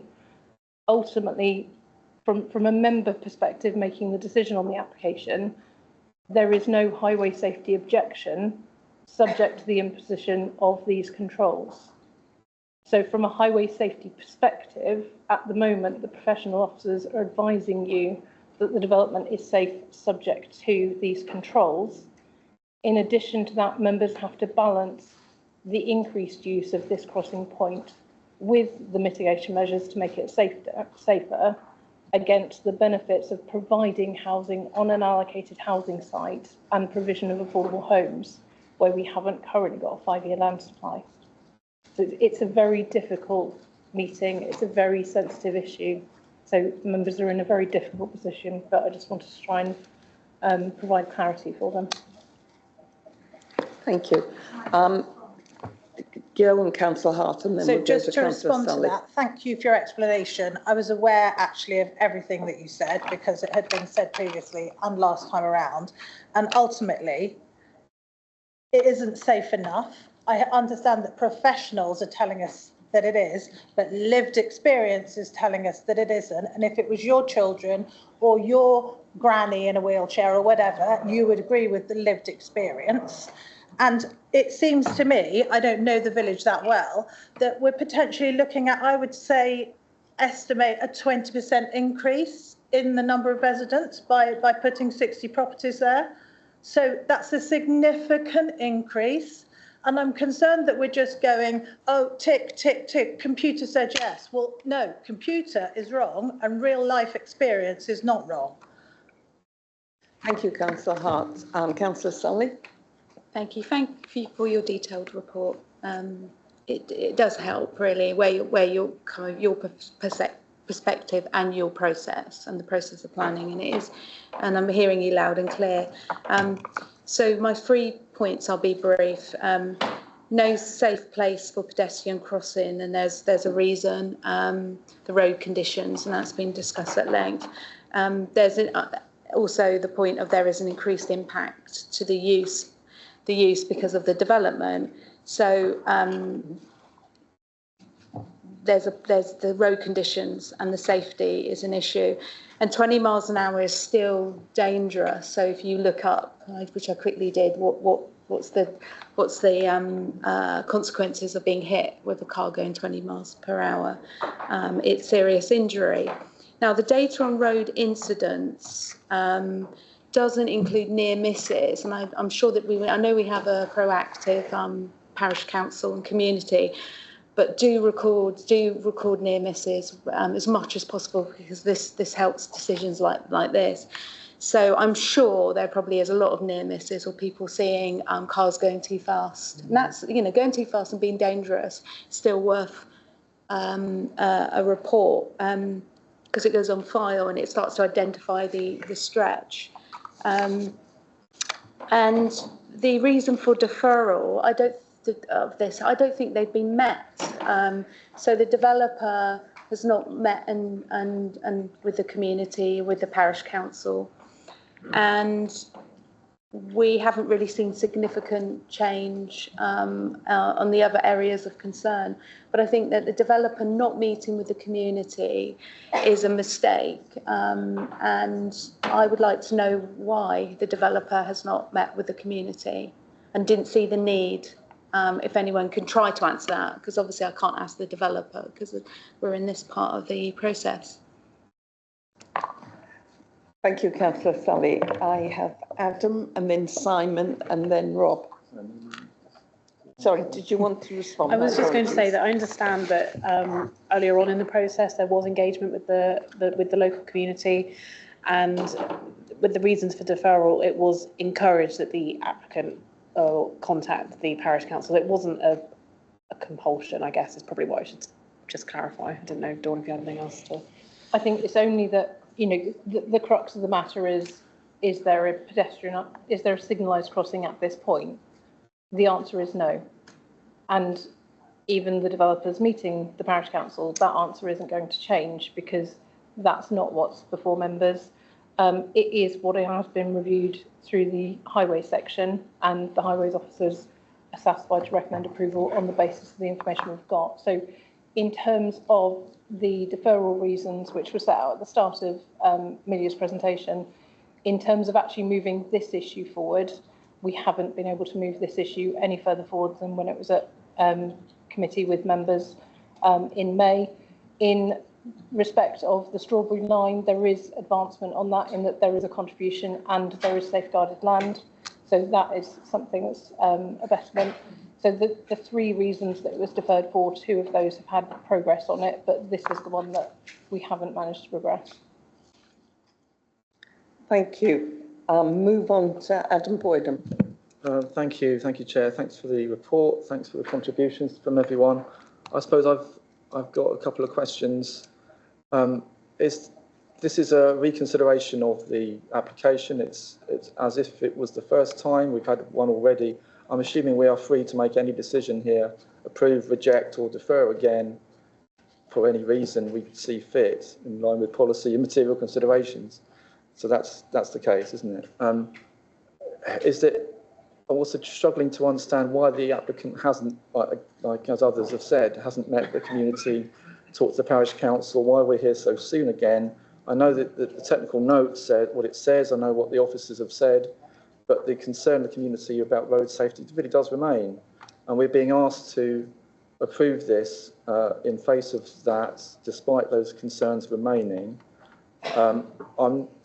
So the question really is there's no solution for a safe pedestrian crossing in line with planning policy, which should be required within the existing highway boundary. Is there a solution outside that, which, as the technical note says, would require third-party land and agreement with a third party? Has that been discussed previously? Is that absolutely impossible, or could it be required if we ask for it to be looked at again? Thanks. Thank you. Do you want to respond to that? Yeah, technically. Only that technically the application that's before members today is the application that's before members today. So the potential of future third-party land negotiations or otherwise isn't something you can make a determination on one way or another because it's outside of the remit of this application. In terms of the messaging about highways, the position is, from a technical safety audit position, the committee are recommended by highway officers that actually where they've got to is safe enough. It is enough mitigation. Excuse me. Please. Thank you. So that is the recommendation for members based on the full detailed assessment of all the highway technical information that's been submitted. I am very aware of the debate in the room. I'm very aware of the position that members are in. From a advising members position, my question would be evidence in terms of if highway safety is such a significant concern for members, they would need sufficient evidence to justify a reason for refusal on that basis. So if it were a significant reason for concern for members, I would suggest another deferral to allow further information for an independent highway audit of all the highway information we've got to give members a second opinion, if you like. But based on the evidence that's before members, which is what members have to make a recommendation on, I fully appreciate the concerns around the room, but it's the evidence and the policy balance that needs to be considered on the application. Yeah, I just wanted to add one more thing as well. That property on the corner is a listed building, so there's also the conservation and heritage, considerations that would have to be made if you were looking to encroach into that space. And if Thank you. Did everyone hear that? Because do you want to repeat that? Because I think it's quite important. Okay, so that property on the corner is a listed building, so there would be heritage as considerations that would have to be made if we were in the situation where third-party land was being acquired. There's a historic boundary wall as well, which potentially is courtesy listed as well. I don't know enough history of that site to confirm that, but it's also something to bear in mind. Yes. And if I could also add one more thing to probably put the full stop at the end of the question that Adam, or Councillor Boyden asked. With regards to if there was more land, would it be possible to create a safe space? We don't know, because we haven't had those drawings submitted to us, because that, as Dawn has pointed out, doesn't form part of this application. I would be hesitant to suggest that it would be suitable because of, if you can go to the next, yes please. Because of the S-bend, I would be hesitant to suggest that even with the extra land, that you would be able to find enough visibility for intervisibility, so to and of pedestrians, or to and from pedestrians, to make a safe or controlled crossing point. Okay. Did you have any other questions? Lots of thoughts in my head. I'm not sure I want to say anything else right now. Thank you. Okay, thank you for that. Simon. Thank you, Chair. Oh, I'm so sorry. Can I just interrupt? I think the legal officer wants to say something. I just wanted to come in at this stage. I know Dawn's covered it a little bit, and there's probably a lot more debate to come, but already I'm hearing members' concerns, and I just wanted to provide some guidance. So, as Dawn said, and I'm just reiterating really, if the committee were looking to refuse the application, they must have specific, clear, defensible, evidence-based planning grounds. So you shouldn't be basing or voting on emotional, general assertions of harm. And I'd written down to point out the consultation with the developer, although encourage, it's not a statutory requirement and is not material to your decision-making today. A robust refusal reason should specify planning policies and breaches of the MPPF. And if members were to refuse the application, there's a strong likelihood of appeal. The council would then need to substantiate planning evidence, and the situation leaves the council open to a risk of costs being awarded against them. So I was just going to urge members to kind of exercise caution and ensure that you're exploring all the planning grounds before you make any decisions. Thank you. Thank you. My understanding that our service manager was suggesting that we could not refuse, but an alternative was to actually go into and do an audit and understand greater opportunities for road safety mitigation. So it wasn't just a straight refusal. Was that you suggesting? Yeah, so in the event members were so concerned about highway safety, they were minded to refuse, I think is the position I'm in. They have received professional advice in terms of highway safety. It is what is detailed in the report. It is what is detailed in the papers. If members were not confident in that advice, we can do an independent audit of the same information that we've already had to see if it will come out with a different conclusion, if members were minded to refuse. But I think that's the only way you could justify getting any evidence, or it would present you with whatever evidence at the following committee. Okay. But that evidence has already been reviewed, it's already been considered and commented on by the Highway Authority, and the answer is it's not unsafe, and actually the mitigation measures they're proposing are sufficient for highways to be satisfied with the development of the allocated site. Okay, thank you for that. I have on the list in front of me Simon, Rob, Shane, Suzanne and Martin and Dawn. Can we have specific questions as much as possible on this? And also, I'm sorry, Barry. Shall we go with Simon next? Thank you, Chair. Just a couple of quick points. In saying it's not possible to have a safe crossing point, you're in effect saying it's not safe to cross that road. But that's not the point I want to make. I believe the recommendation is for a 20-mile-an-hour speed limit, which will be subject to a TRO. But my understanding from highways is that if the average speed along that road is too high, they will not agree a 20-mile-an-hour speed limit. So the risk is if the speed limit is already being broken along that stretch, or is on the upper side of 30 miles an hour, then a 20-mile-an-hour limit will not be agreed anyway. Could you respond to that, please? I've preempted these questions because this is often the challenge with requesting a TRO, particularly for a speed limit reduction to allow something to be acceptable. I have spoken to internal colleagues who in turn have spoken to the police, and the police would be willing to accept a 20-mile-an-hour speed limit there, and none of my internal colleagues have any issue with changing it to 20 miles an hour either. Because of the geometry of the bend, the speeds along that in that location aren't significantly high enough to not allow a 20. Okay, thank you. On to, I've now got Rob.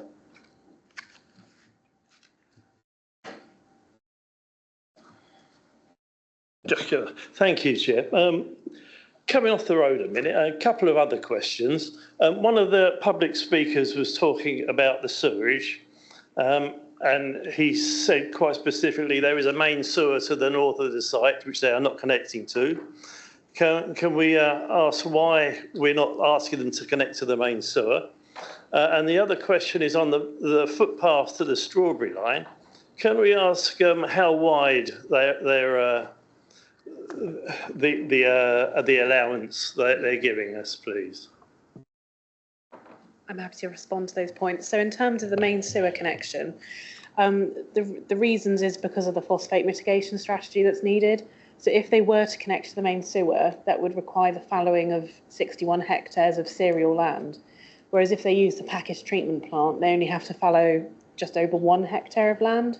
So that's the reason why, is that it wouldn't be viable to connect to the main sewer because of the amount of land that would subsequently have to be fallowed and taken out of agricultural use. The second question, sorry. Oh, the Strawberry Line, yeah, sorry. It's for a multi-user pathway. So my understanding is that's 7 metres? 3 and 2. 5. Okay, so approximately 5 metres, but more details would come forward as part of the Section 106 negotiations. Okay, thank you for that. On to Shane. Thank you. Yes, sorry, another question on the... Where is the 20-mile-an-hour speed limit proposed to be? Between those 2 yellow dots. 2 yellow dots, okay. So if the traffic is slowed down, why can there not be a controlled crossing at 20 miles an hour? I mean, I hear about a protected building, narrow pavement, but I mean, to put up Pelican Lights pedestrian crossing, it doesn't seem that it requires that huge amount of pavement space.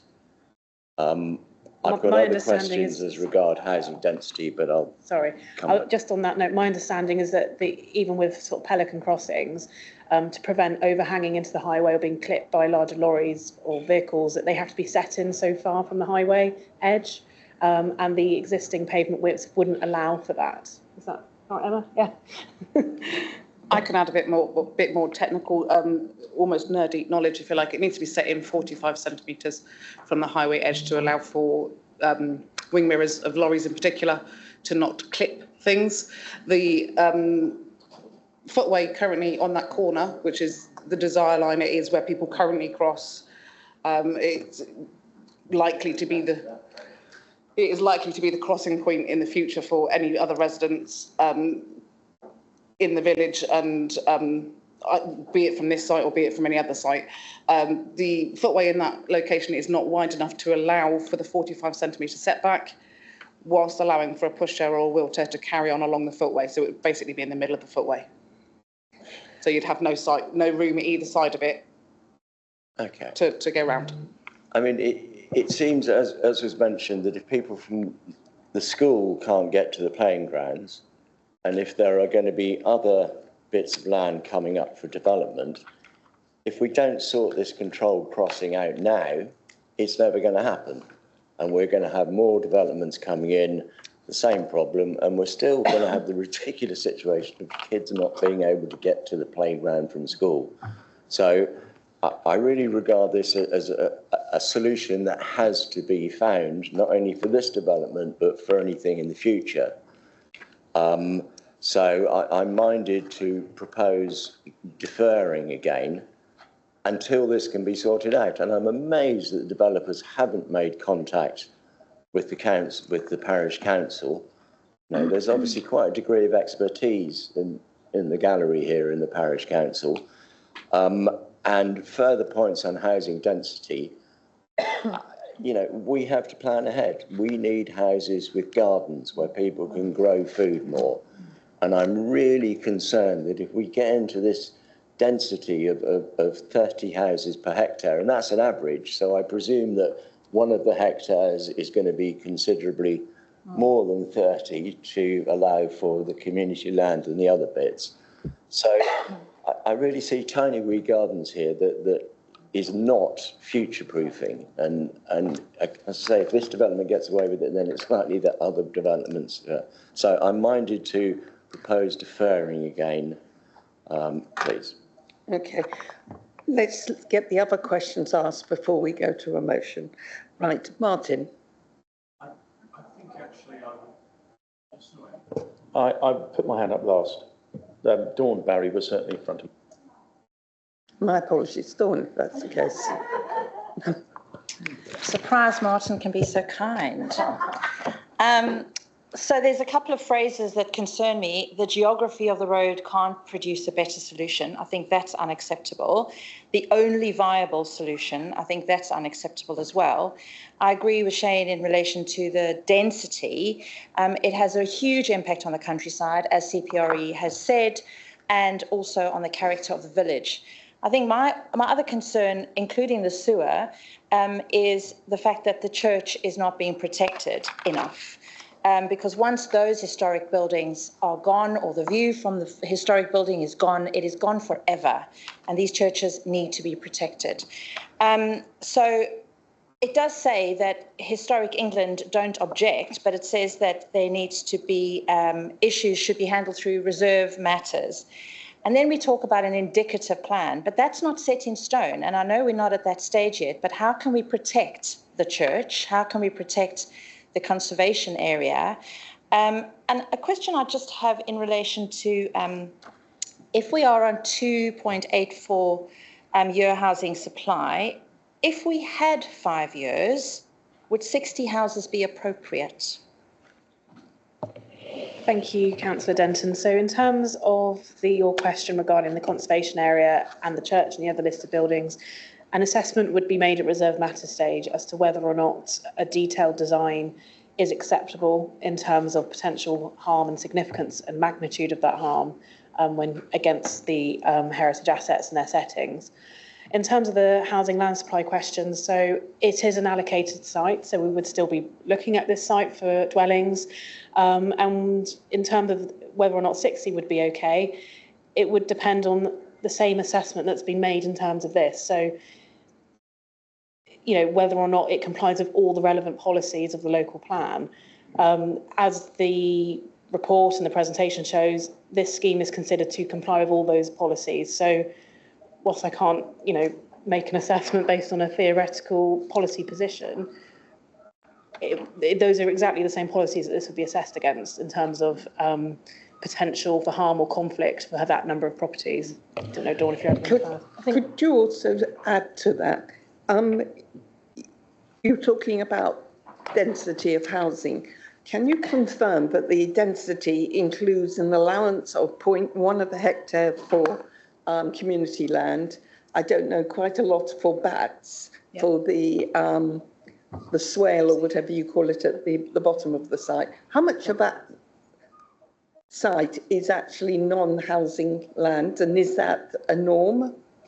It seems to me that at 30, that looks quite heavily density because so many other things are on that site. Am I right in that? I think the trouble for members is it's an outline application. So this plan is not the layout that you're judging the application on. This plan is just an indicative layout that shows what could be done in terms of respecting view of the listed church. I think if you go through the consultation comments from the statutory consultees all within the report, a lot of them acknowledge that actually the detail in terms of the layout, the detail in terms of the landscaping, the detail in terms of the LVIA and the wider landscape impact, the consultees as a whole, accepting that CPRE have sort of expressed their views in the 3 minutes, they accept it's an outline application. The detail of layout, the detail of landscaping, the detail of how the proposal is actually going to respond to the listed building is all matters that follow after this application. So this application is an outline application for up to 60, and the speakers that you've heard from already are correct. It is up to, so there is some sway in terms of when we get reserved matters. If the density is too much, if the relationship to the listed building is too much, if the detailed LVIA requirements of the development shows that 60 is too much, you know, a reserved matters could be 55, it could be 50, but that will depend on the detail that will come through the reserved matters application. In terms of the foul and surface water drainage sort of questions and queries that have been bouncing around, there are conditions recommended on the back of the report in terms of surface water drainage, particularly in response to phosphates, which is the question that you had the response to in terms of the package treatment works and why that's being investigated. But again, that's being controlled by condition because it's for a later matter, and the foul conditions were referenced at the start of the slideshow. So apologies, they're not listed in the report, but they are intended to be in addition to, so that should be condition 30 on the report in front of members. So there are a number of aspects that are causing concern for a number of people. The NPPF basically says we should be making decisions in favour of development, and where there are issues, cover it by condition if we can. And in the event that we can't, it's at that point we should be recommending refusal. The 5-year question, theoretical question, is actually so much harder for members at the moment because we've got less than a 5-year land supply, which basically means we start off in presumption of favour of development. So the starting point for members is through the NPPF, we are encouraged to be supportive and proactive in supporting development for residential schemes that would help us meet the 5-year land supply. So already that weight in favour of the development sits with us because we've got 2 point whatever years supply. If we had a 5-year land supply, you know, we might get into more detail in terms of actually is 60 right? Would we wrestle and waste time wrestling on the absolute number? Bearing in mind the description does say up to, so we've still got that scope later. But the long and short of it is it's an allocated housing site. So again, even if we had a 5-year land supply, again, there is a presumption in favour of development because it is an allocated housing site. So it was a point I came in early on for debate. You know, there are a number of conditions that are recommended in the back end of the report. A number of those do recognise and look to mitigate a number of the concerns that have been raised by the speakers. But unfortunately, it is with members for further debate. Dawn, you want to just quickly come back. So is it a better option to get that external review of the highways? Is it a better option for us to defer or to turn this application down? I would say if members are so significantly concerned with highway safety, you need evidence to make that decision. At the moment, the evidence that you have suggests that the controlled crossing area, I won't say point because it's not a controlled crossing point, but the controlled crossing area with the mitigation is sufficient in terms of highway safety measures and the scale of the development. Just coming briefly onto the point that Sean said in terms of future developments coming forward, with application sites, we cannot refuse application sites on the basis of what they can do for future developments. It has to be specific to the impact of this development now on that junction. But if members were concerned about it, my advice to you would be you need evidence to back up that concern. And at the moment, you don't have that in the recommendation. Okay. Can I finish getting questions from people? I think Martin's the next individual and then Barry. Thank you. I would like to say thanks to the officers because we did send you away with a task to improve on this, and you've come back with a number of improvements, and I do appreciate the work that's gone into this. And I think with a lot of applications, we face the same problems that people in the gallery are expressing, no matter where you live. But if we're tasked with finding a suitable objection, and it's considered that the problem with crossing isn't, I would alert members to the page 25 on the report where the Environment Agency has objected to this on the basis of proposed development due to the non-mains foul drainage system. Quite clearly, two objections there on the basis of what they're expecting from the water company. And if we're going to turn it down, I will propose that we turn it down on the basis of the Environment Agency's report.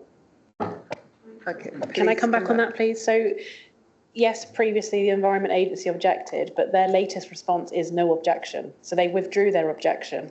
There is no outstanding objection from the Environment Agency. Is that in the report? Yeah. I'm sorry, I missed it. We explained to them in more detail why there wasn't a main sewer connection, and once that had been explained, they were satisfied to withdraw the objection. Barry. Thank you, Chair.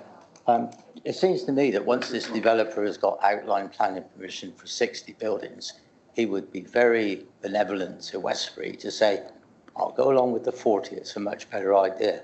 We're going to end up with houses crammed in. Now, I'm used from the 70s and 80s of seeing estates developed at 20 houses to the hectare. And it's a much more pleasant environment. The roads are wider, the gardens are bigger. You've got a garden big enough to put your sheds and things up. These buildings, some of the gardens have got less of a footprint than the houses. And I think a lot of the problems would be solved. Now, I know some people in Westbury are quite happy with 40 houses, and we'll have to have some houses. Well, let's see if we can talk to the developer and say, yeah, 40 houses, and all this other stuff would go away. I think the crossings, their reasons, and we're not talking about the fundamental. They're dumping a great big development in the middle of a village that doesn't want it. But they'd be a lot happier with a smaller development. And when we say the road crossing, but it's safe enough is not a term that I know from health and safety. It's either safe or it's not safe. And safe enough, it doesn't cut it. I think, and the other thing, I did see somebody wrote in favour of this development and said, well, it will increase local employment because people will be able to drive to Aggregates at Bridgewater and Hinkley Point. Doesn't seem very local to me to put these houses there. And certainly sustainability, which nobody's talked about. That is not sustainable. And last point, it's all outside the development limits of the village. Thank you, Chair. Thank you for that. Any response, or I will go on to... Yeah, only a really minor point. So we are an area committee of Somerset. So Somerset is a local consideration for members. And it is an allocated housing site. So whilst it might be outside the settlement boundary, it has been accepted in the local plan as a sustainable site for residential development. Could I just ask the planning officer one particular question? When this went through planning, and it's probably 10 years ago now, if not more, the discussion was 40 houses and there would be a contribution to the community of 0.1 of a hectare for a small village hall. Given the housing number, they're now looking for 60, which is a 50% growth on their original number, and it's going to contribute about 20% of new housing to the village. Has there been any attempt to talk to the developer about upping the 0.1 of a hectare? Because it seems to me that it's not as balanced as to when it was originally allocated in the local plan, which is now really very old. Thank you. So in the local plan, it said a minimum of, so it accepted that it could be more than 40. Appreciate from 40 to 60 is quite a big jump, but it did say a minimum of. In terms of this outline application, it is up to, so again, could be reduced down below. In terms of what else is it providing, it's providing everything that is specified within the policy requirement in terms of the amount of space allocated, the amount of space safeguarded. In addition to that, if we're just looking at the financial sums through the section 106, it's nearly £340,000 of contributions that are coming forward. So at the point of allocation, there wouldn't have been the awareness or understanding necessarily of the volume or the cost of education contributions, and certainly the volume of cost of NHS contributions. They've recently been introduced, but yeah, we're up to, if you just add up, notwithstanding the affordable housing, the public right-of-way interventions, the safeguarding of land, just the financial contributions adds up to 334,485 and 20 pence. That's just the financial contributions, not the safeguarding of land. Okay, so while I appreciate what you've said, the answer is that there's been no attempt to increase, with the 50% increase in the number of houses, any additional contribution to benefit the community per se. And therefore, the community is now seeing not 40, a minimum 40, seeing a 50% uplift, which is quite significant. And it's 20% of the current size of the village, I believe. I don't know if someone can correct me, but I believe that's right.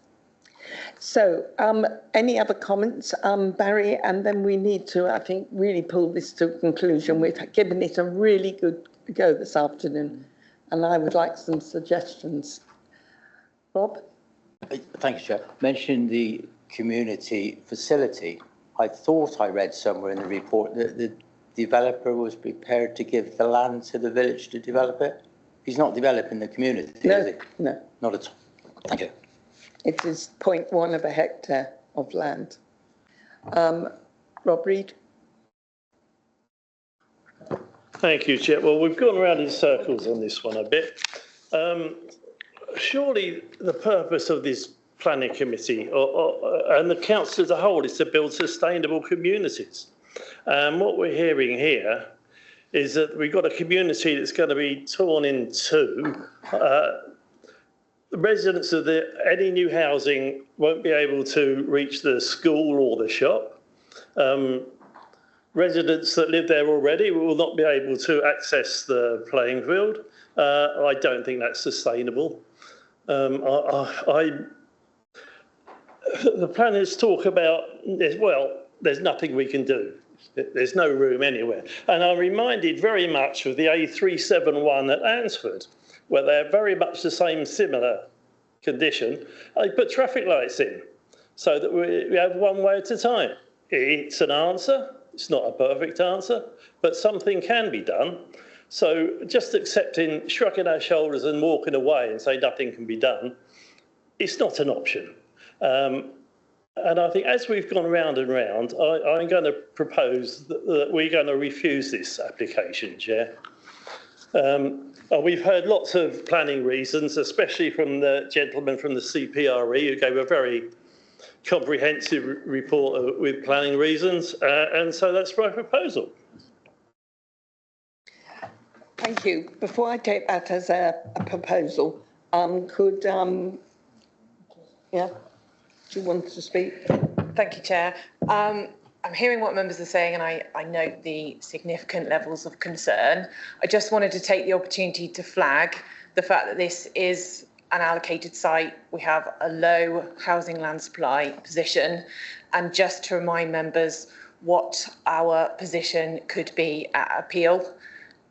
So perhaps be mindful of that, how the council's fared on other sites, on other edge of settlement sites that haven't been allocated, or allocated sites, just to be mindful of that in your assessment. Obviously, there are cost and time implications, so if you could consider that as part of your assessment, that would be appreciated. Thank you. Yeah, I totally accept that, Chair.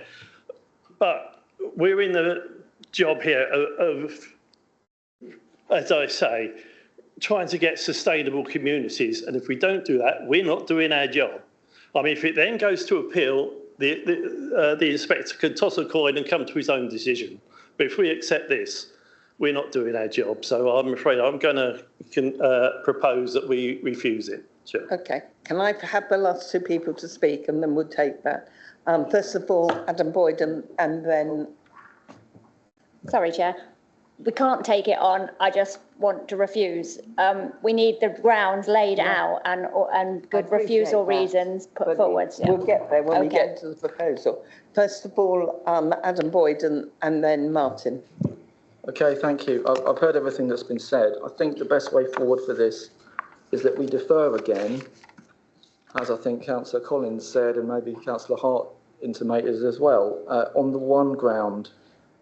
Although that leaves us open to doing anything we want next time again, the first reason for deferral, which was to defer it for up to 6 months to allow the applicant to undertake further investigation and make amendments to the application proposals as necessary, and also encourage ongoing, engagement with the parish council in order to improve the highway safety for pedestrian movements across the A371 with policy references WM1 and DP9. That's still valid because that hasn't been addressed. There's been a technical note on it, but hasn't moved anything forward, and including to allow the council to undertake an independent, or a commission, an independent highway audit of a safe pedestrian crossing, but also to include consideration of potential use of third-party land and some sort of wording that we could put in there. If that's not the right wording, what's the alternative?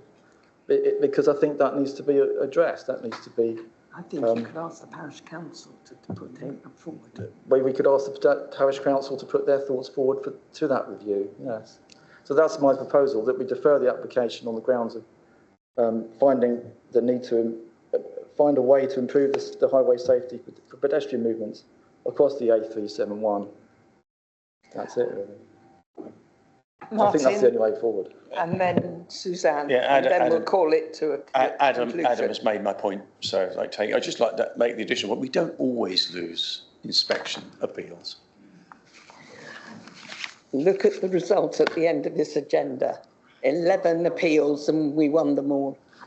On to Councillor Hart, you wanted to say something, and then can we then think about a very clear proposal? And I'm going to suggest we take a 5-minute break, get the wording right, etc.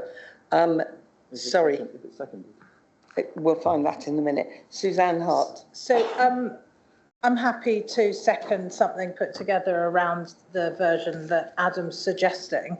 The question I was going to ask earlier was No, you've all got the wrong names in front of you. So, yeah, you were saying, so on this S-bend and the historic building wall, is it physically never going to be possible? Or is it that we could take a view of, well, actually, we do care about the historic building wall, but we care about a safe crossing more, and then it would be possible? Or are you saying in that location it would never, ever be possible?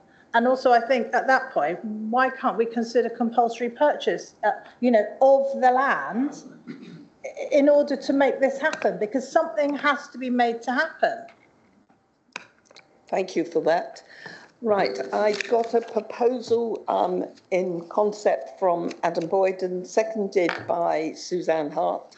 I suggest that we get the wording right, and I would like to have that up on the screen so that people understand, because it's got to have an appropriate.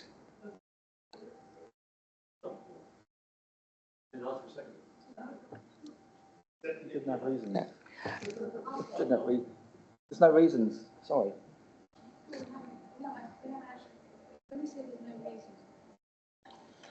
Sorry, We I'm haven't jumping in. actually discussed the reasons, have we? I think the problem is that, well, Councillor Reid didn't propose reasons for refusal, so it couldn't be adopted. It couldn't. I just think he didn't take that opportunity to do it. I mean, are you saying you have no reasons, Rob? I mean, evidence for your reasons? I mean, we've heard lots of reasons from the public speakers who gave some very comprehensive reasons. But however, I mean, deferring it is a sensible way forward. I just, it may well be the way to go. So, yeah, okay, I'm quite happy to go with that. Okay, people clear. I suggest we take a 5-minute break. If people want a comfort break, remind people, do not discuss this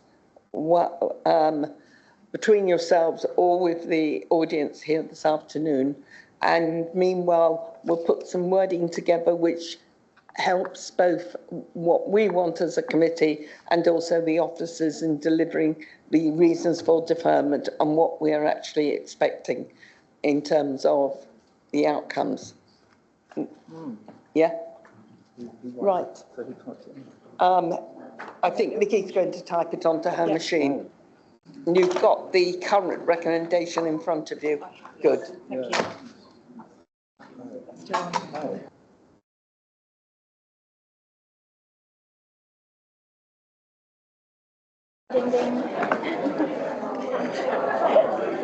Ladies and gentlemen, can I call this meeting to order? What you will be seeing on the screen is the proposed motion proposed by Adam Boyden, seconded by Susie Hart for this recommendation for voting on. Is that clear to everybody? Should I read it out? Could you? Read it out? Yes, would you like to read it out, please? Okay. The planning application 2025/0137/OUT be deferred for up to 6 months to allow the council to undertake an independent road safety assessment and review of submitted highway information to fully assess the impacts of the development on highway safety for pedestrian movement across the A371 in accordance with the requirements of policies WM1 and DP8 and DP9 of the local plan. Thanks. Thank you. Yes, thank you. Councillor Reid, do you want to make a comment before we go to the vote? Yes, Chair, thank you very much. Thank you very much for 5 minutes out to have a bit of reflection, because it has been a very comprehensive and difficult decision to make. And I've come to the view that we could be in danger, if we do defer, of just kicking it down the road and it would be back with us in 3 or 4 months' time, and we'd have exactly the same debate without any conclusion at all. So I'd like to bring this to a close, and if Adam's proposal to defer is defeated, I shall like to once again propose that we refuse it. Thank you very much, and I have a secondary if that case happened. Thank you. Councillor Sully, is there anything in addition to that you want to make? Yes, please. I would second it. And with lots of respect for Emma, my question is, how independent would it be? Because we know our consultee, we already know your views, and you're following, the policies that you're meant to. So you're following your process. So how independent would it be? And it says, because that wording says the council. That's already happened. That's a consultee. So I feel it will come back, and then we will say that box has been ticked. Councillor Sully, could I ask Councillor, Dawn to respond to that as the service manager? Thank you. It's not very good in terms of public appearance, because it looks like members aren't trusting their professional officers, but there is a contractor, a highway contractor agency that we've got a contract with as Somerset Council. They weren't the case officer for this application, so they can be given all the information. So they've had no involvement in the application so far. So WSP can be given all the highway information. They can be given the policies, and they can be asked exactly the same question that the internal officers have been asked, and provide a recommendation and conclusion to members. I've had to respond to that. I really trust all of you, and I have real respect, and I know you do. It takes a lot to do what you do, the pressures that you're under, and I think your opening, eloquent comment, I think that has helped this debate, Dawn. And I want to have it on record that I absolutely trust Emma, but I just think she's tied to the process and those policies, and they're not allowing for that difficulty about safe enough. Safe enough is causing us a difficulty, because we don't quite know how that's quantified. So that's the issue. So I don't feel that will be as independent from your process and your policy, without saying I don't trust your knowledge and professionalism. You're totally professional and totally knowledgeable. So I feel it will come back, Adam, and I think that it will be that job's done. There's no more argument to be had. Thank you. Thank you. I mean, I think the only way forward, really, safely in planning law is to defer and see what that independent assessment comes up with. Then we look at it again. It might be the same, but it might not be. There might be a difference to what they come up with. That's the point of having it. So without that, I don't think we can make a safe decision here. I really don't. Thank you. Okay. I would like Emma, and then we just need to go to the vote on this, please. I'll make it very quick, Chair. Thank you. Just to confirm, WSP, as mentioned by Dawn, have had zero input into this application so far, and they are the company with whom we have a contract for highways works. The information that we've had submitted to us would be passed to them, and they will be left to make their own assessment and judgment. Probably not even with a sight of mine in advance of that. So, and I do appreciate your comments as well, Councillor Sully. Thank you. And can I, just for clarity, it says a review of submitted highway information, and that will include the information which has come from the applicant's consultee and from the parish council. Yep. I'm getting definite agreement on that. Yes, thank you. Thank you, Denton. Just a quick one. So if it comes back, could we then challenge the number of houses as well, or is this the only thing that we'd be allowed to challenge? It will come back, and we'll again look at it in its entirety. I think the advice to members throughout the meeting has been it's an outline application for up to 60. And in terms of the impact and harms of 60, that won't be clear until you've got the reserved matters application in front of you. The applicant and the agents are present in this room. They've heard the full extent of the debate, so they are very aware of that as a constraint. If through the deferral process they choose to actually reduce the number themselves, that would be up to them. It's a gift up to them at the moment. But it is a matter, ultimately the decision you make when it's ready for a decision will be the first and final decision on the application. But as deferral, it's to get this additional information. In terms of the up to debate, that's been held quite vocally today, so the applicant's very aware of it. Okay, thank you. So we have in front of us a proposal. I think it's been read out. You've all had a chance to see it. Those who wish to vote for this proposal, which is the recommendation from this committee this afternoon, could you put your hands up, please?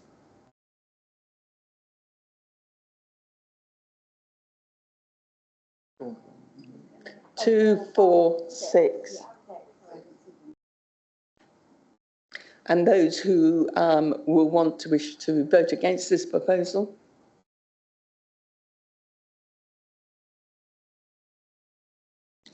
Five. I'm not going to exercise my vote because I know that if it was a tie, I would have to use chair's vote, and I won't do that. I will vote only once. Any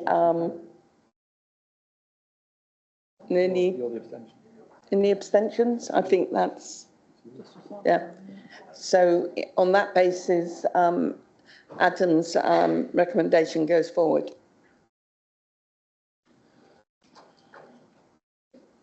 Thank you.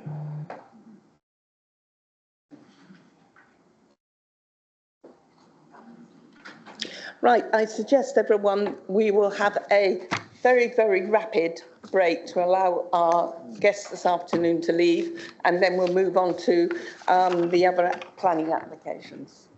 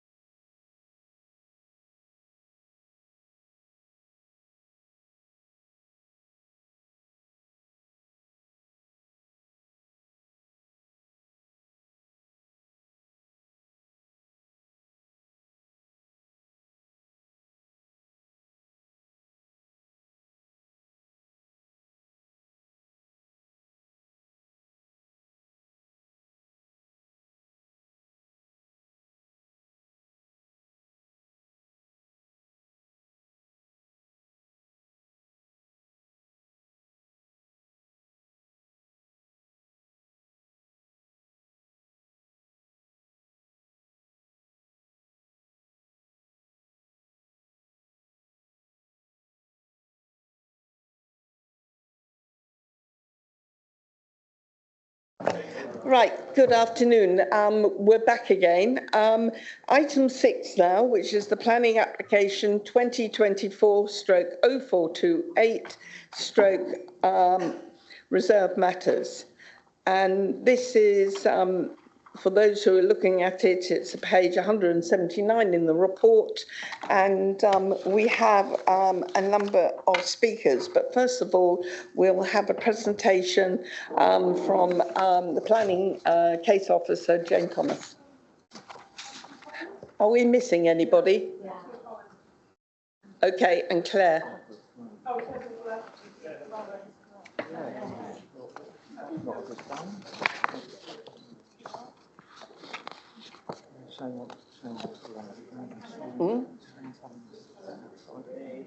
Here he is. Okay, thank you. We now have, I hope, everyone back in place. And so this is the application in front of us, and I will ask Jane Thomas to give her presentation. Thank you, Chair.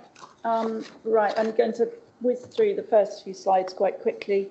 You know what the application is. It's the reserved matters, so it's matters of appearance, landscape and layout and scale for phase 2 of the retail phase. There's lots of use of the word phase at the land north and south of Sanders Hill Lane in Frome.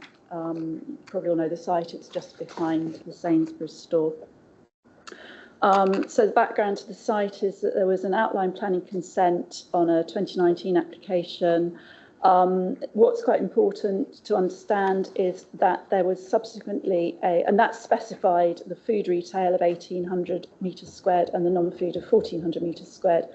A non-material amendment in 2024 wrapped that up into a quantum of retail space, and then a further variation of conditions split that out slightly differently and slightly increased the non-food retail space by about 12%. So you end up with a maximum quantum of development of just under 3,600 metres squared. You will remember last year we looked at the reserve matters for phase 1 of the retail development, which is the unit at what I call the front of the site nearest the highway. And we're now talking about the site, the retail unit at the back into the site. I'm not going to dwell on these because they're all in the report, but just to show that there's been lots of work discharging consents that relate to the whole of the retail phase, which is both phase 1 and phase 2. So they cover the whole site. There is one condition still pending discharge. And then the phase 1 conditions, again, they're sort of nothing to do with this application because that is the front of the site, but just we're using that as a model going into proposed conditions for phase 2. Slightly different layout, which will become clear, and possibly some slight difference on the employment use control because at the moment there's not a tenant confirmed for the unit. So there's your location plan. So as you can see, it's the sort of back, just under half of the site, down there in the southwest end of the site. And that picture on the other side, you've got Sainsbury's, McDonald's, the Sainsbury's petrol stations, and then going up into the that's the Wessex Fields retail and all the industrial estate up there. And it's this rectangular field here. Obviously, this is an older image in that the site has been reprofiled and relevelled, which you'll see in a bit, and the front unit is in the process of being erected. Just to remind you, this is, and you can't see those numbers, so it's sort of useless, but hopefully you saw them in your pack, to show how the site, these obviously were proposed at the time and now have been carried out to allow phase 1 to go ahead. In the past, it went down from about 114 metres above sea level at the rear, this bit, to about 110 metres at the front, and it's been reprofiled, so the finished floor levels are going to be 111 metres above datum here, and they will be about, it's 109.75, if you can read that tiny writing. So there's now a differential on the site of about 1¼ metres from front to back. And this is the unit 2 we're talking about, and there's shared car parking. So though it looks like there's not many car parking spaces for Unit 2, Unit 1 was sort of over endowed with them. So this is the bit we're talking about, this part here. This is the unit that's proposed. Again, you've got Sainsbury's, McDonald's, and the circulation of the site. Delivery bays here. Plant at the back, obviously still to be confirmed when the occupant is confirmed. And now just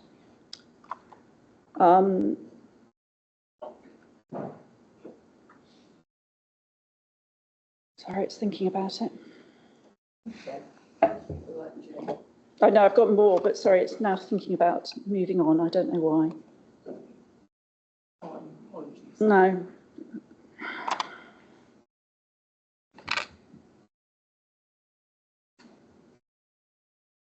Simon's got a backup, so if necessary, we'll do it on his. Why is it not doing that? Are you actually clicking on it and moving the arrows? Doesn't make any difference. Still doing that. Can you get to slide 10? I can, yeah. Sorry. I'm apologising. Yes, I think Simon's got it, so he's going to open up his. Sorry, Roz. Can you stop sharing yours? Yeah. What's that one? Just for those. For those online, we're having a slight technical difficulty with the slides, and we're just swapping machines. So if you can bear with us, that'd be great. Thank you.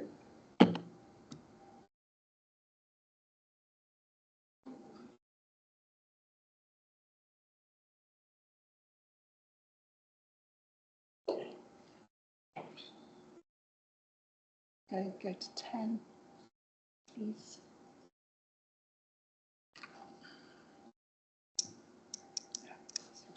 Yeah, phew. Right, that's where we were. That's where I planned to be. So these are the proposed elevations. That red is a bit scary. It is just red brick. So that gives you some idea of the height of the proposed building. If you go on to the next one, Simon, please. And this shows you some of the planting that is proposed around the edges of the site. There's some of that green is existing planting, some is new planting, but it's quite important to understand. Next one, please. Oh, you haven't taken that one out, so can you move on? So this is the view from the entrance on what is now called Oakley Way, which is the newly created road at the front. If you can see, I know I can't use my pointer, you've got the grey roof of McDonald's, and you've got going further back into the site to the, behind that low brick wall, you've got Sainsbury's. So you can see how the site has been lowered. And Simon, if you go on to the next one. Next one. And the one after. You can see there how much the rear of the site has been lowered, and therefore how much lower in the site the development will sit. The next one. Yep. And again. So there's Unit 1, Phase 1 has gone up, and what you can see is the houses in the road that's called the 4 acres to the left, and you can see the big mature hedge that's between them that is quite thick. You can move on. And that's another one of the hedge. And on again. And this is at the end. So the proposed retail phase 2 is to the left of that hedge, but you can imagine it is quite low and behind that, and quite a good distance, well, a good distance from the houses. We've got the parking, the roadway, and the hedge and the verge between them and the site. And that's it. Thank you. Oh, we are recommending approval. Thank you for that. I have 3 speakers in front of me. The first one, who may be online, is Councillor Jim Dowling from Selwood Parish Council. Is he available? I don't think he's online anymore. I think he might have been having a few technicals. So okay, we do have his comments, and Adam's going to kindly read them for us. Thanks. Speech from Selwood Parish Council Chair Jim Dowling. The site comprises 2 stores. The store is at the back, furthest from the road access. The other store is TJ Morris, trading as Home Bargains, who own the entire site. The Home Bargain store was decided in 2024/0350/REM. However, these sites should be looked at together, not piecemeal, as they are presented. On the earlier Home Bargains application, we deplored the lack of provision of separate HGV access via a service road. This planning committee nevertheless decided to approve the application. A later application regarding Home Bargains 2026/0177/APP was approved by officers, allowing HGVs to service the store between 7 a.m. to 7 p.m. Monday to Saturday, dangerously mixing the customer and HGV traffic. Highways have said that HGVs will be close to parked private motor vehicles while circulating the site.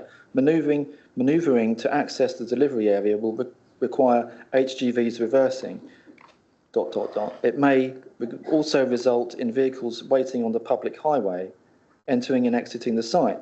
The swept path shows incursion into the opposing carriageway in both directions.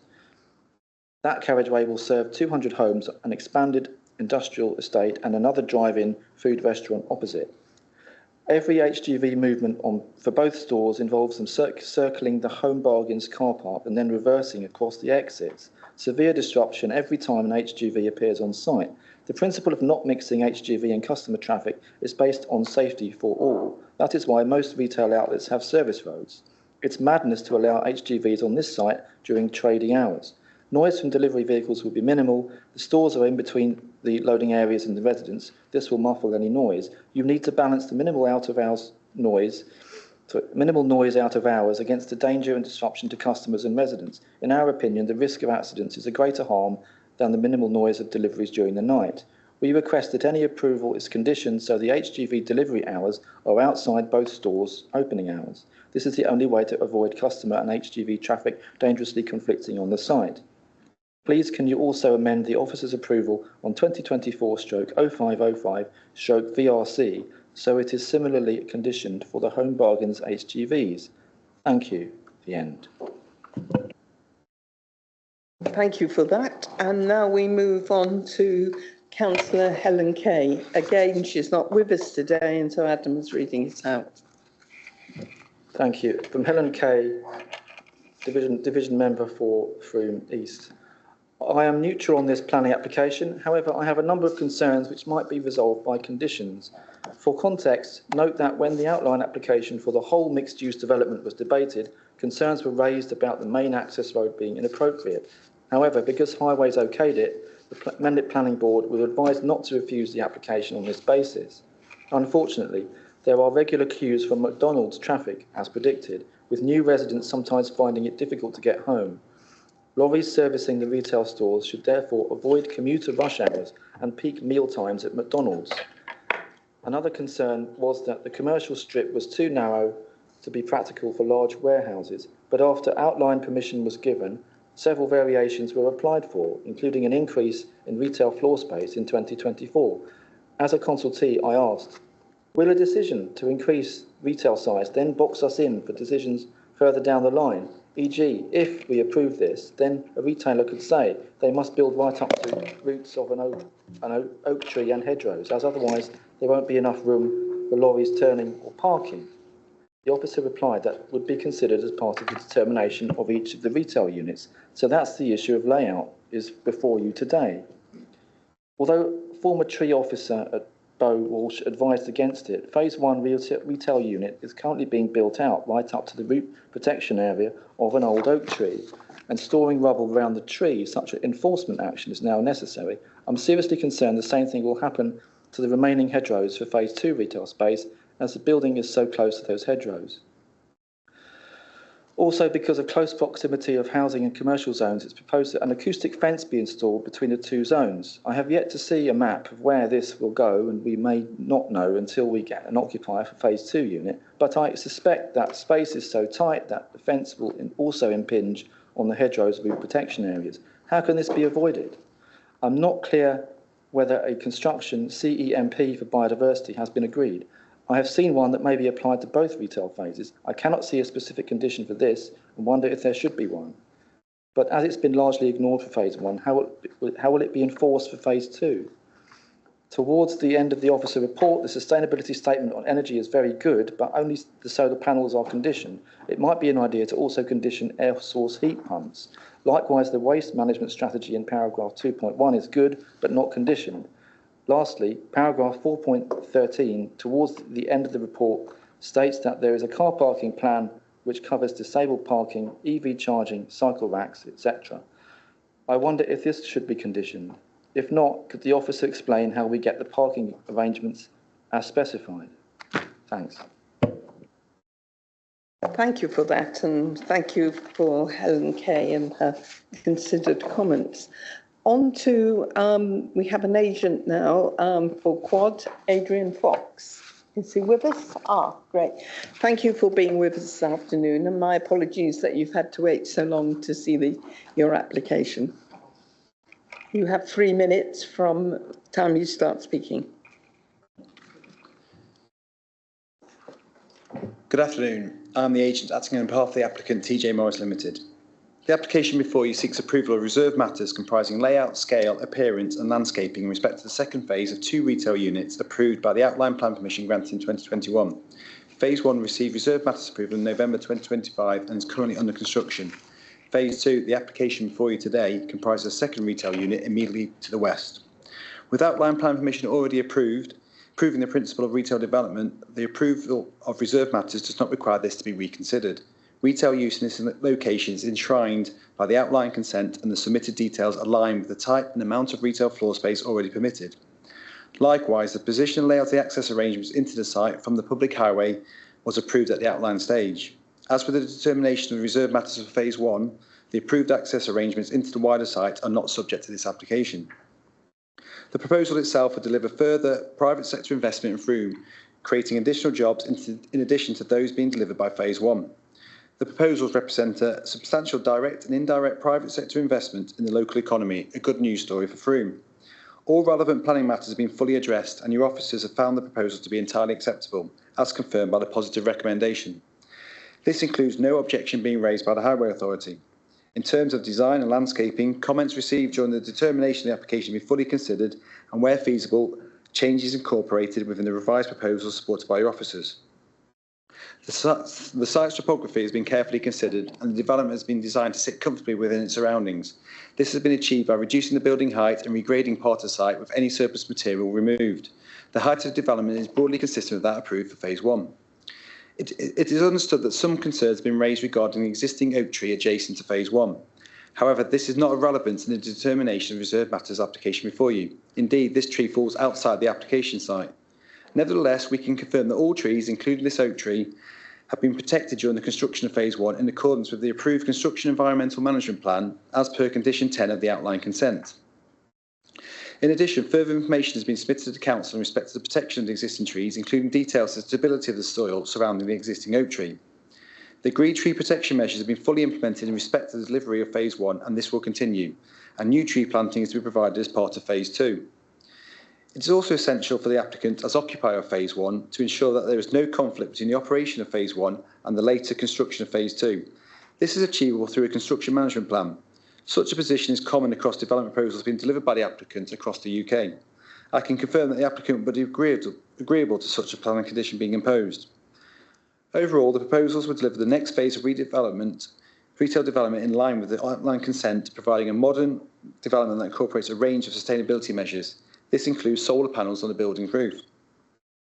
We therefore strongly urge you to support your officer's recommendation and grant approval of reserved matters to deliver this second phase of retail development as permitted by the outline consent. I thank you for your time.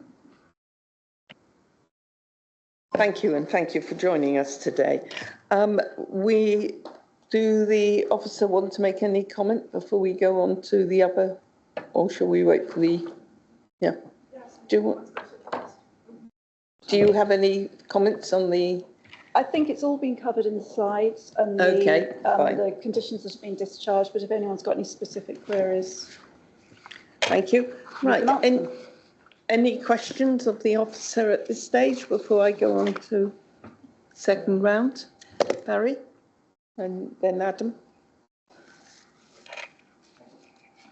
Thank you, Chair. Just a comment on in the objection local representations. Somebody has made an objection on the grounds that the original planning permission has expired and a start on the work within the stated period was a clear condition. Can you just clear that up for us, please? Thank you. Can you clarify that position? As far as we're aware, the deadline was for the application to come in on time, not for the works to be done. So the reserve matters came in on time. Yep.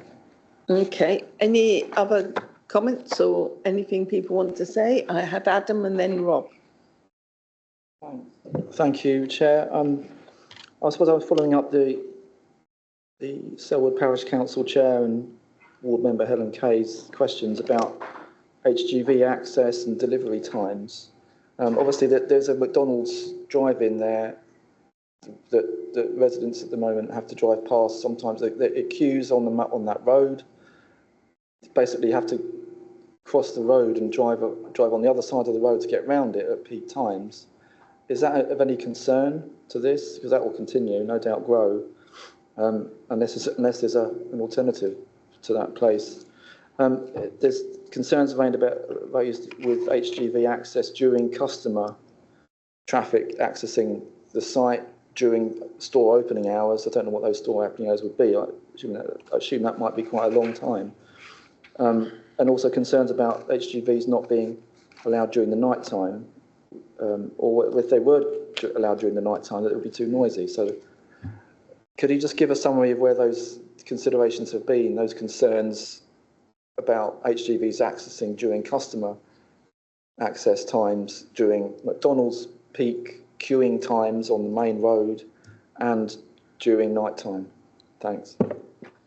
So just dealing with this application and this site, so this part of the site and the wider site, that was all dealt with phase one, which obviously then does spill into phase two in this respect. The conditions put on were that deliveries would be restricted from 7 a.m. to 7 p.m. Monday to Saturday with no Sundays or bank holidays. The highways are happy with, although it's private land, highways are happy with the swept paths that are shown within the site, and there's all sort of pedestrian safety, security measures, paths, lighting, zebra crossings, etc., etc. It's not an uncommon arrangement to have shared space, and certainly at the front there's only one HGV movement proposed a day. At the rear, a similar level of movement, we understand, though that has absolutely got to be confirmed. And there is no waste servicing vehicles coming onto site because all waste is going to be taken away by empty delivery trucks. Does that cover everything on the site? And then Emma, have I missed anything? Will you deal with off the site? Any comments? I think Jane's probably covered most of it, to be fair. Permission for the Sandys Hill development as a whole has been granted, including 2 retail units on this piece of land below McDonald's. And whilst I empathise with people having to queue for a while, however long that while might be, with vehicles entering the McDonald's site, there is nothing that can be done reasonably. McDonald's site itself, even if the applicant now was willing to try and buy some land off McDonald's to put a right-hand turn lane in, there is nowhere in the McDonald's site to do that. They don't need to do it because permission has already been granted for the whole of the Sandys Hill development, including these retail spaces, as is now. Rightly, wrongly, but that's what we have to look at because that's what has got permission. Thanks. Yeah, I think that addresses it. Nothing can be done. It's a problem that will grow, and that's that, really. Yeah, thanks. Okay, thank you for that. Any further comments, or could I see a proposal then? Councillor Reid. Just a quickie, Chair, if I could. One of the objections from Selwood Parish Council is a conflict with a footpath. Now, is that a public footpath or is that a footpath on the road, or what is the conflict? There are no public rights of way across the site, so that's not an issue. I think that I do recall from phase one, there was a concern, and it's been raised again, about vehicles reversing out of the site, and that is not happening. They circulate around the site. They do briefly reverse within the site, but that's been approved, so that's already been covered. So not sure is the answer, but there are no public rights of way. Thank you. And Dawn? Just a quick one. So I know that there's been in other parts of that part of Frome is that there's been issues with hedgerows being removed and trees not being fully maintained, etc.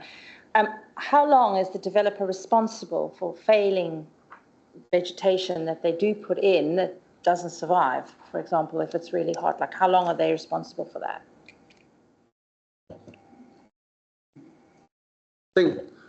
I think to start with, as the presentation showed, you on the boundary between the commercial site and the residential, there's already a strong hedgerow in situ that's protected through the environmental construction management plan. We've heard about the tree. We're aware of the issue with the tree, and Jane, along with the council's tree officer, have been out to just see exactly how the phase one development has been carried out in relation to the tree. You've heard from the developer's agent, they're aware of it, and that there is a solution which will ensure its long-term survival. So I think that matters in hand. The issue with the existing hedgerows, again, the buildings are set away from them. There will be the plan to protect them during the construction.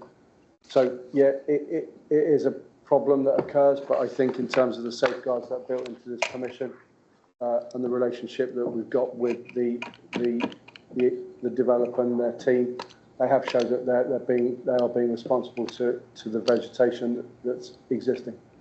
Can I also add briefly, because of the levelling of the site, the hedgerows are now quite above, so they're not going to be impacted by any vehicle movements or anything, and there is additional planting proposed within the site, which I think we saw on the sign. So,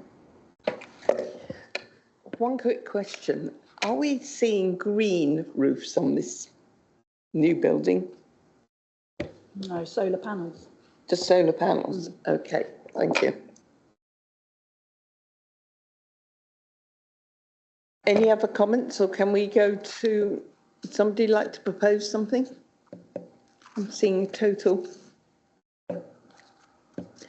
Simon and Martin for seconding it. Thank you. I'd like to propose that we go with the officer recommendation to grant. Thank you. And seconded by Councillor Lovell. Okay, on that basis, you have the recommendation in front of you all. Could I have a show of hands, please? 1, 2, 3, 4, 5. And I'm quite happy to. 6. Okay, those against? Abstentions? 1, 2, 3, 4, 5.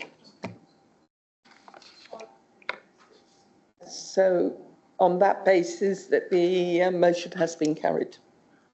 Thank you very much indeed, Jane, for your efforts on that.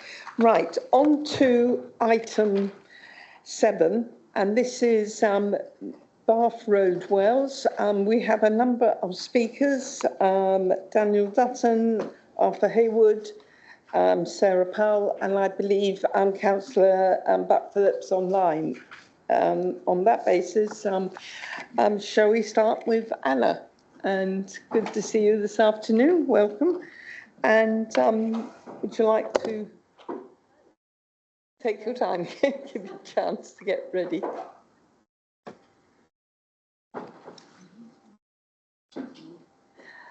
Thank you, Emma, for your contributions today. Really good to have someone from Highways with us.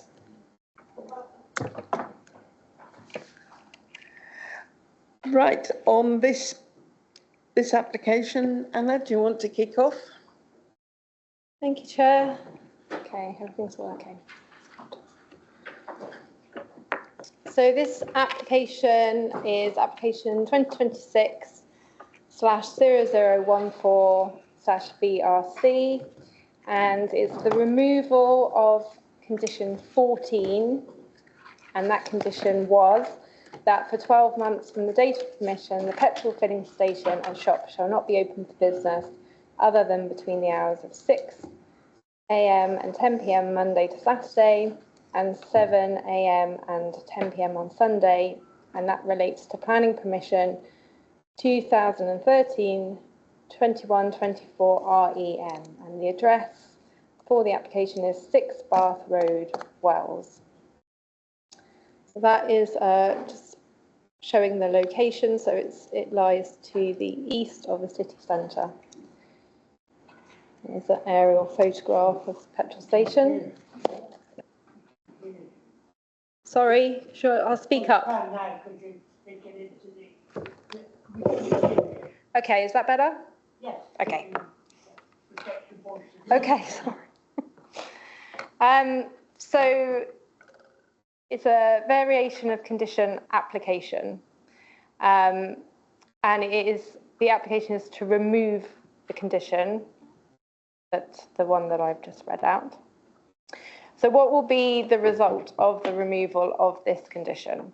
In removing this condition from the planning permission, it will remove any restrictions relating to opening hours. In essence, the petrol station and shop would therefore be permitted to be open 24 hours a day, 7 days a week. So, results of the consultation. Wells City Council have objected due to significant community concerns relating to light and noise pollution, increase in antisocial behaviour, and the fact that there is no established need for an additional 24-hour petrol station. The divisional member for Wells has also raised similar concerns. In terms of our technical consultees, the Somerset Council Environmental Protection Officer raised no objection to the application, and the Somerset Highways Officer had no observations on the application. There were a number of issues that were raised through public consultation. A number of local respondents responded, and they raised the issues of an increase in light pollution, an increase in noise pollution. They felt that there would be an increase in antisocial behaviour resulting from the petrol station being open 24 hours. There were concerns of increased traffic, the impact upon the conservation area, the question over the need for another 24-hour petrol station in the city, and procedural consultation concerns. So in terms of light pollution, the Council's Environmental Protection Team have raised no concerns in relation to lighting and the impact of the extended hours. However, any approval is recommended to be accompanied by a condition requiring a lighting scheme to be submitted to the local authority for approval before the extended hours can come into force. This would need to include details of all the existing and proposed lighting across the site, lighting specifications, hours of illumination, and measures to minimise light spill and glare to neighbouring residential properties. In terms of noise pollution, a noise impact assessment was submitted with a number of mitigation measures proposed. The Council's Environmental Protection Team raised no objection. When I contacted them and asked them to clarify their position on the findings of the noise impact assessment, they stated, overall, the increase in ambient noise levels is predicted to be 0.6 decibels, which would be imperceptible. Based on this, the impact on the amenity of nearby residential properties would be minimal. In order to ensure impacts from noise arising from the extended hours are minimised, any approval is recommended to be accompanied by a planning condition requiring a noise mitigation scheme to be submitted to the local authority for approval before the extended hours can come into force. In terms of antisocial behaviour, I think I just want to draw your attention to the fact that an application to vary the site's premises licence to 24 hours was considered by the Council's licensing subcommittee on the 24th of September last year. That application for the 24-hour premises licence was judged against the 4 licensing objectives set out in the Licensing Act. And these are the prevention of crime and disorder, public safety, prevention of public nuisance, and protection of children from harm. No objection was made to this application from the police, and the police also had been involved in the drafting of the proposed conditions of the licence application. The licensing subcommittee resolved to grant the application, so the potential increase in antisocial behaviour was considered through that licence application process and the hearing, and it wasn't found to be an issue. Another one of the concerns raised was traffic and an increase in traffic movements. The extended opening hours are very unlikely to materially increase traffic movement during the nighttime hours. Any vehicle activity is likely to be low level and spread over the time with no adverse impacts on highway safety or capacity. And Somerset Highways have raised no concerns in relation to the proposed extended opening hours. The impact on the conservation area. The site lies outside but adjacent to part of the Wells Conservation Area. Any impact is considered to be very minimal given that the use of the petrol filling station has been assessed and considered to be appropriate through other previous applications. There was also a question over the need for an additional 24-hour petrol station, given that one lies within a mile of this site. However, this is not a planning issue, but one of commercial competition.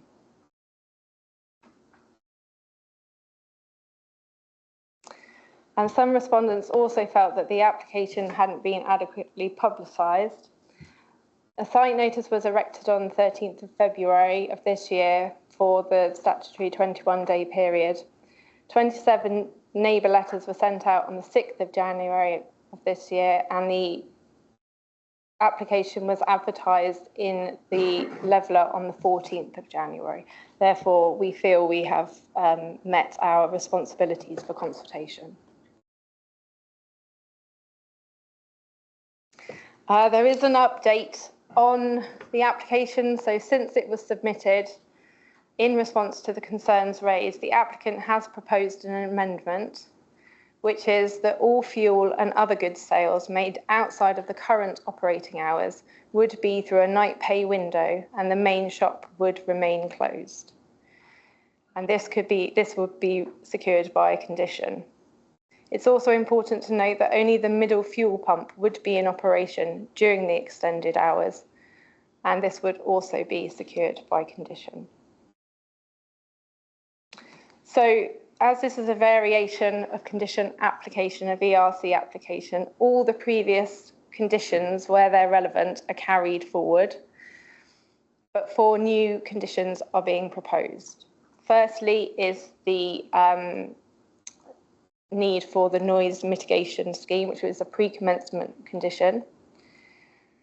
Secondly would be the site lighting scheme, which is also a pre-commencement condition. The third condition proposed would be that the fuel and other goods sales would be made through a night pay window outside of the current operating hours, and that the main shop would remain closed. And lastly, a condition that would restrict the use of only the middle fuel pump in the extended hours.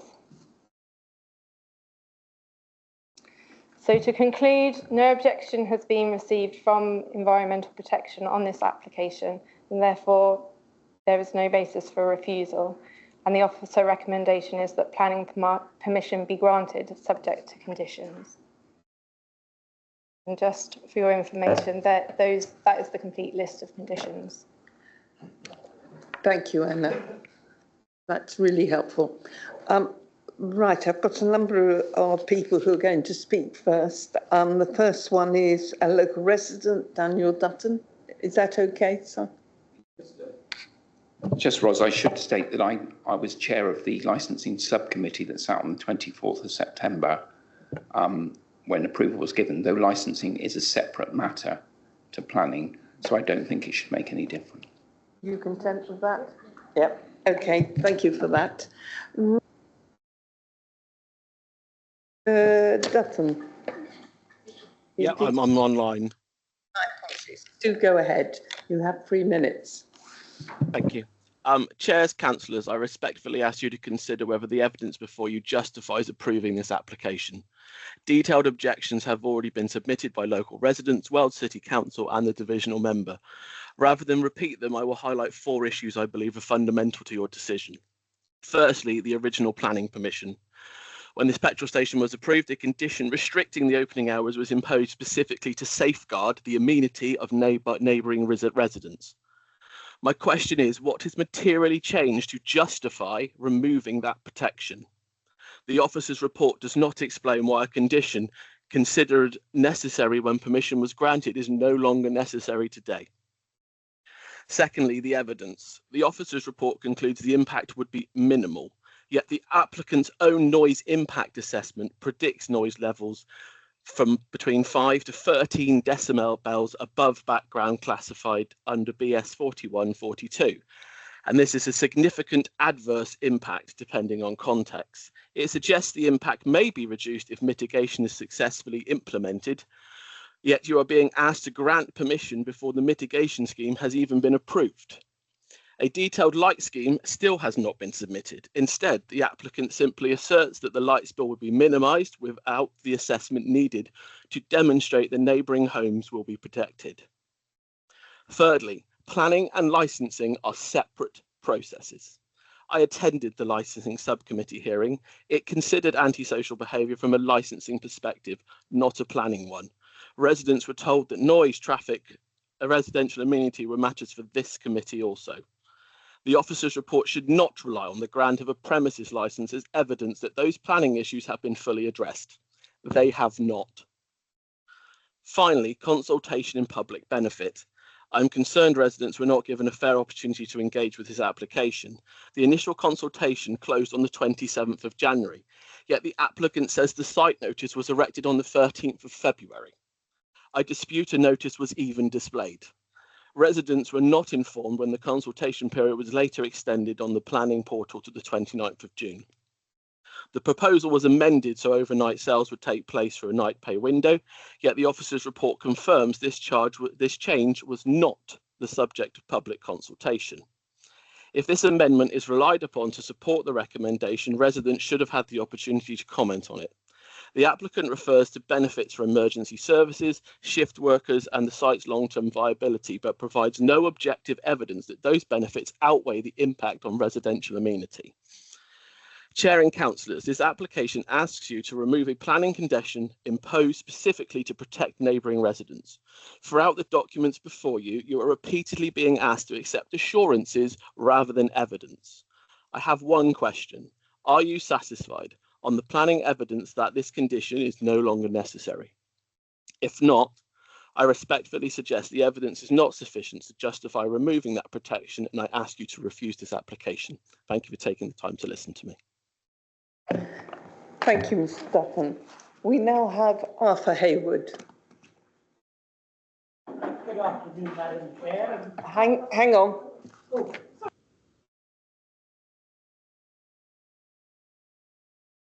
Okay.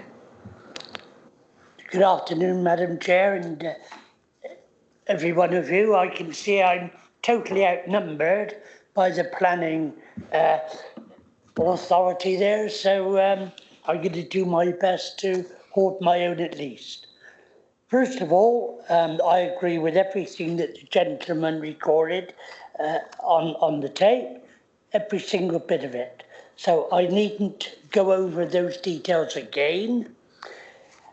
I made my own notes here, and the questions that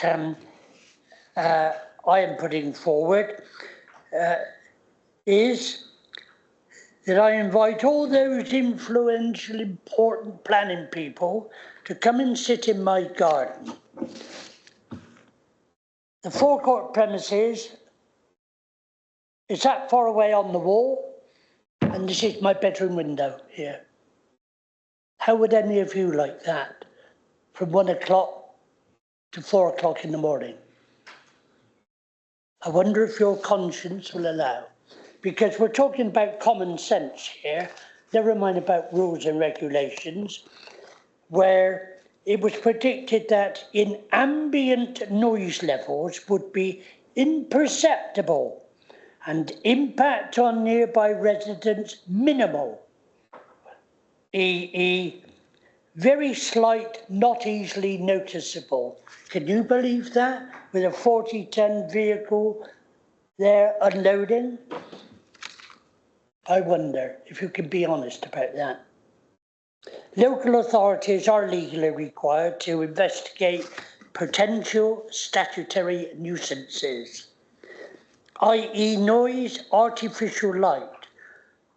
That artificial light is so powerful that the lovely Danny Unwin, you're too young to remember him, he came around to my premises, stood in my bedroom at night with the light switch turned off, and he was even able to read a newspaper from the powerful lights on the forecourt. Hey, I wonder how many of you would enjoy that. We have to be reasonable, and I hope I'm reasonable, but that which interferes with property, persons, and is prejudicial to health is still as important today as it was years ago. Now, I know you're looking at an old fart at the end of his days here, but I would like to have a reasonable night's sleep if I could. And it's all very well people making judgment that live nowhere near where this property is. And I'm asking you to revert to good old-fashioned common sense. My bedroom is from here to that wall. And so is my 3 neighbours. Thank you, Madam Speaker. Madam Chair, I beg your pardon. Thank you very much indeed, Mr Hayward. We now have Councillor Sarah Powell from Wells City Council.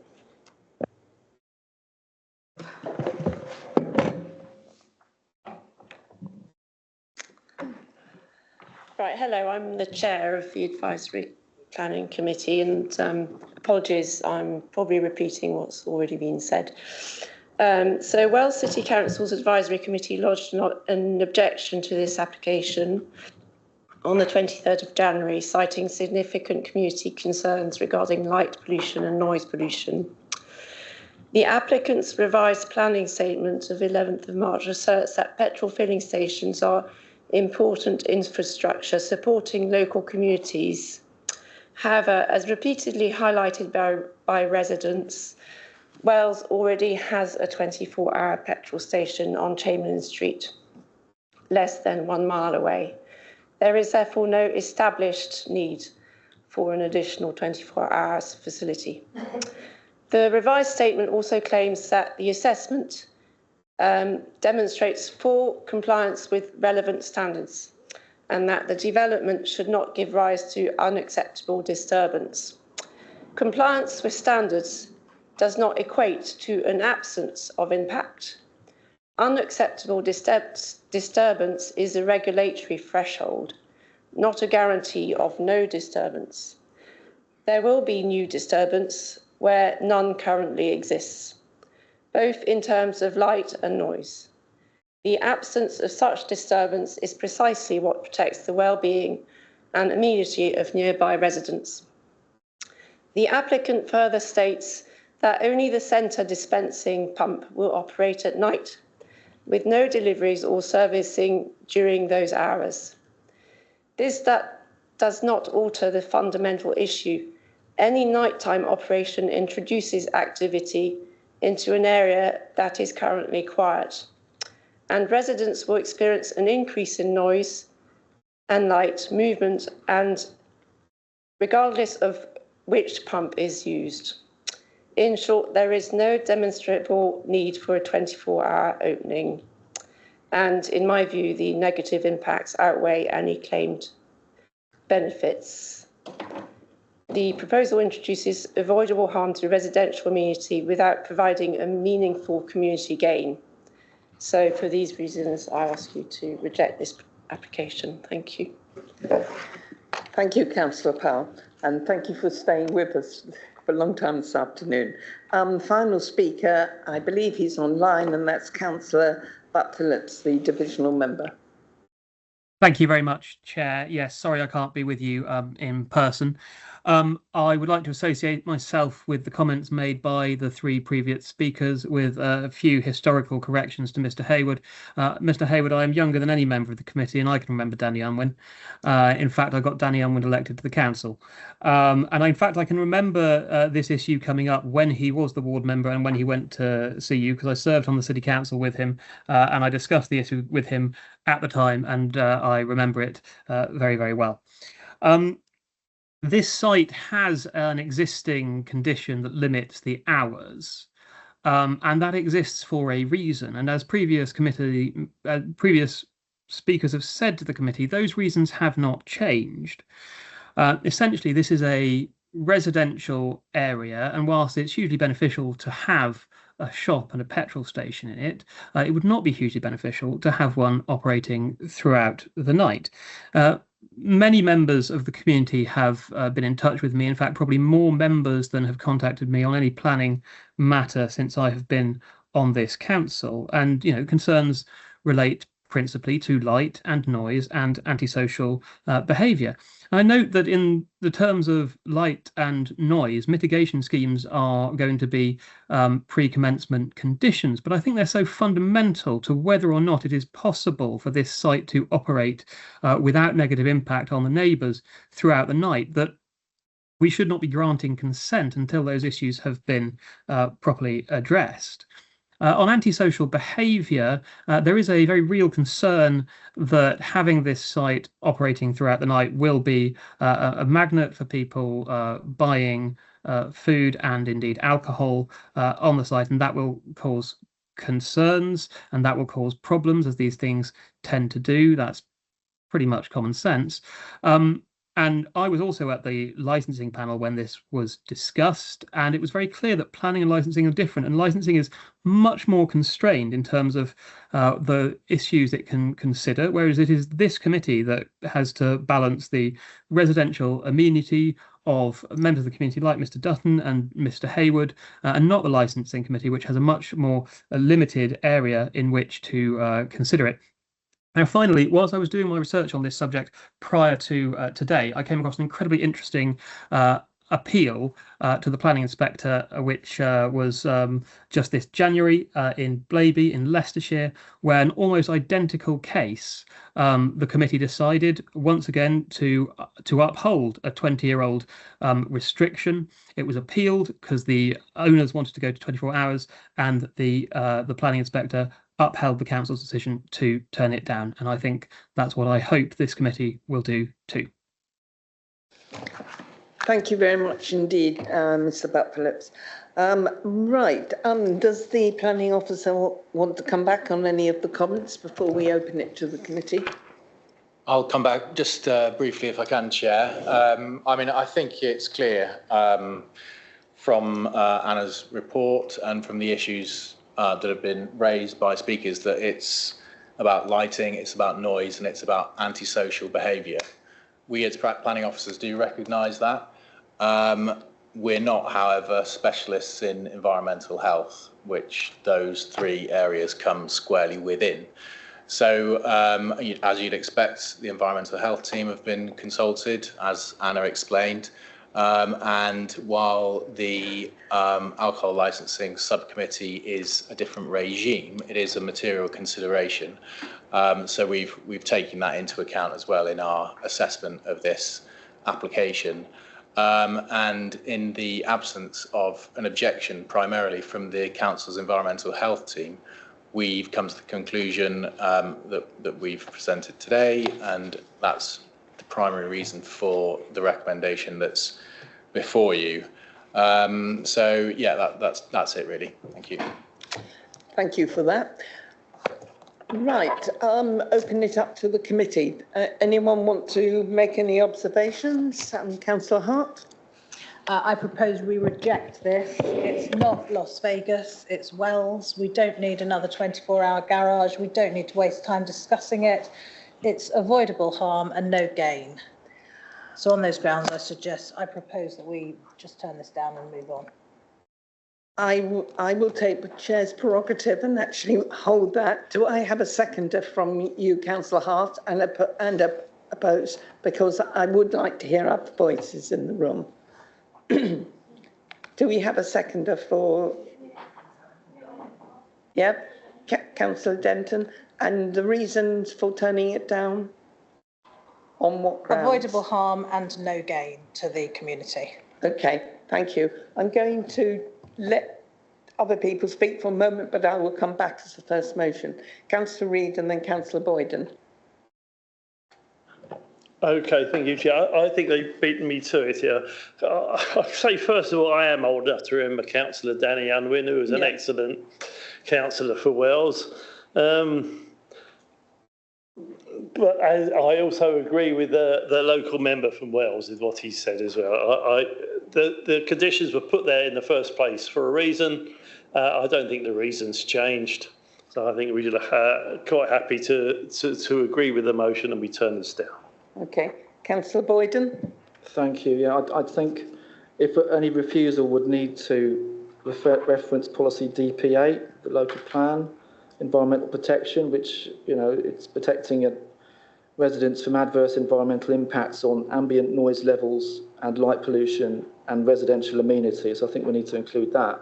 But also I think there's some confusion in the noise report and in the officer's report potentially doesn't, and one of the speakers mentioned this, the noise report from the applicants talks about an impact of between 5 and 13 decibels at the nearest sensitive receptor for all of them, and then it talks about mitigation measures, and then it concludes that there's a 0.6 decibel impact. So that's not really clear to non-noise specialists. It really isn't. Not having a noise specialist here doesn't help because we can't ask what that all means. We've got a report that says, on the one hand, there's a significant impact on residents, and on the other hand, there isn't.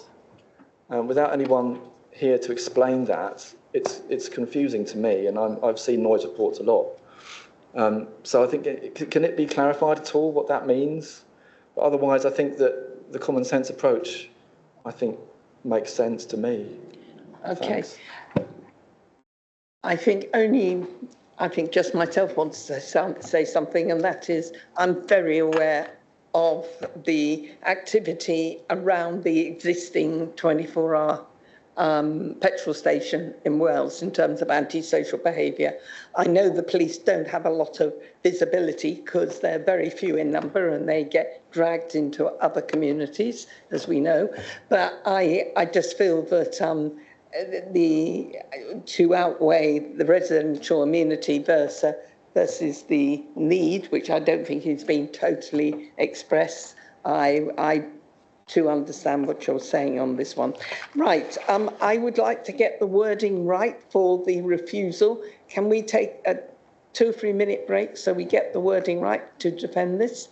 And so we have from Councillor Hart a proposal on the floor for a refusal of this on the grounds of residential amenity. Those outweighs the benefits of the application. Is that correct, as you understand it? And so we have Councillor Hart, but seconded by Councillor Denton, as I see it. And I'm just waiting on the officer to get the wording right on this. Yes, Ed. I just wondered if Councillor Hart would care to clarify on the residential amenity point. Is it? I actually said avoidable harm and no gain. I think Adam said DP8. Yes, yeah. But I mean, basically noise, lighting, both. Yeah, both. Okay. I mean, you Antisocial don't need behaviour. much imagination to work out what it would be like. So no one wants that. Right. And we don't need it in Wells. Could I, just a second, Yeah, it's just to remind members that the process of appeals has changed now. So some appeal routes, when they go down the written reps appeal route, don't allow for the submission of any additional information. So in circumstances like this, when there's a potential overturn, the only information that the council would have to present its case for a refusal would be the minutes for this meeting. So it'd just be really helpful if we could just explain that as fully as possible and really outline those harms for the minutes. I can see Helen beavering away on her keyboard. So just noise, beeping of reversing vehicles, because mostly in the middle of the night, it's going to be not just family in their car, it's going to be a working vehicle. They go beep, beep, beep, beep. Can you write that in the minutes? When they reverse. And so it's worse than just a car filling up with fuel. The massive headlights, I suspect, again, are from a big vehicle, but these days headlights are pretty bright, even when they're on dim, the type of bulbs that are used. Just door slamming, people encouraged to go to the shop. It's like people who go shopping, again, in the middle of the night, are predominantly people who are high or drunk. Normal, quiet family people don't go out shopping at a garage in the middle of the night. So, I mean, I just feel like we don't really need to kind of go on and on and on. It's pretty obvious. And there's already one in the town. Don't need two. And then the police siren, when the police have to get called to deal with the antisocial behaviour. So, can we just point out it's a densely populated residential area? Thank you. Mostly of people who sleep during the night. Well, they do go for the emergency nappy run. But anyway, go on, Councillor Case. Councillor. Thank you, Chair. I'm of a mind to go against what's been proposed because environmental health have showed no objections. I think the thing about the antisocial behaviour is what might happen. And this isn't as central in Wells as the other petrol station. And commercial considerations don't come into it, saying we've already got enough petrol stations. So that's my opinion. Thank you. Thank you. I can say from first-hand experience, I know that there is antisocial behaviour at the other petrol station after 10 o'clock at night. Thanks, Wells. I think we could also add that it's not clear from the noise report, it's not clear from the environmental health officer's response that there won't be a potential significant impact on noise levels. It's just not clear to me that that's been gone through. If the environmental health officer had written a report assessing the information and it was detailed, as some other of our internal consultees do, rather than having to be jollied along to produce a clarification, which is extremely brief, we might come to a different conclusion. But the very minimal input from that team to this, it doesn't help the case for approval. So I think the concerns of residents are overwhelming here, and the City Council make a good point. Thanks. Thank you. Anyone else want to add to this while the amendment or the reasons for refusal are confirmed? Right, they will come up on the screen now.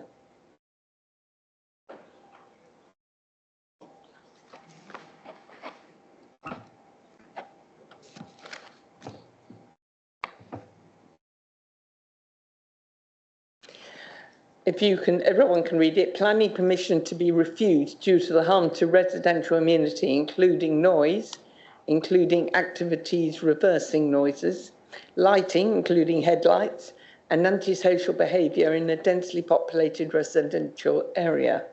This is in conflict with policy DP8 of the Mendip District Local Plan, Part 1, and Part 12 of the National Planning Policy Framework.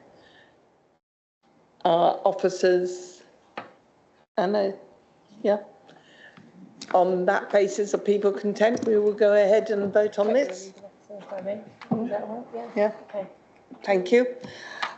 So on that basis, we're voting to refuse. Could I have a show of hands, please?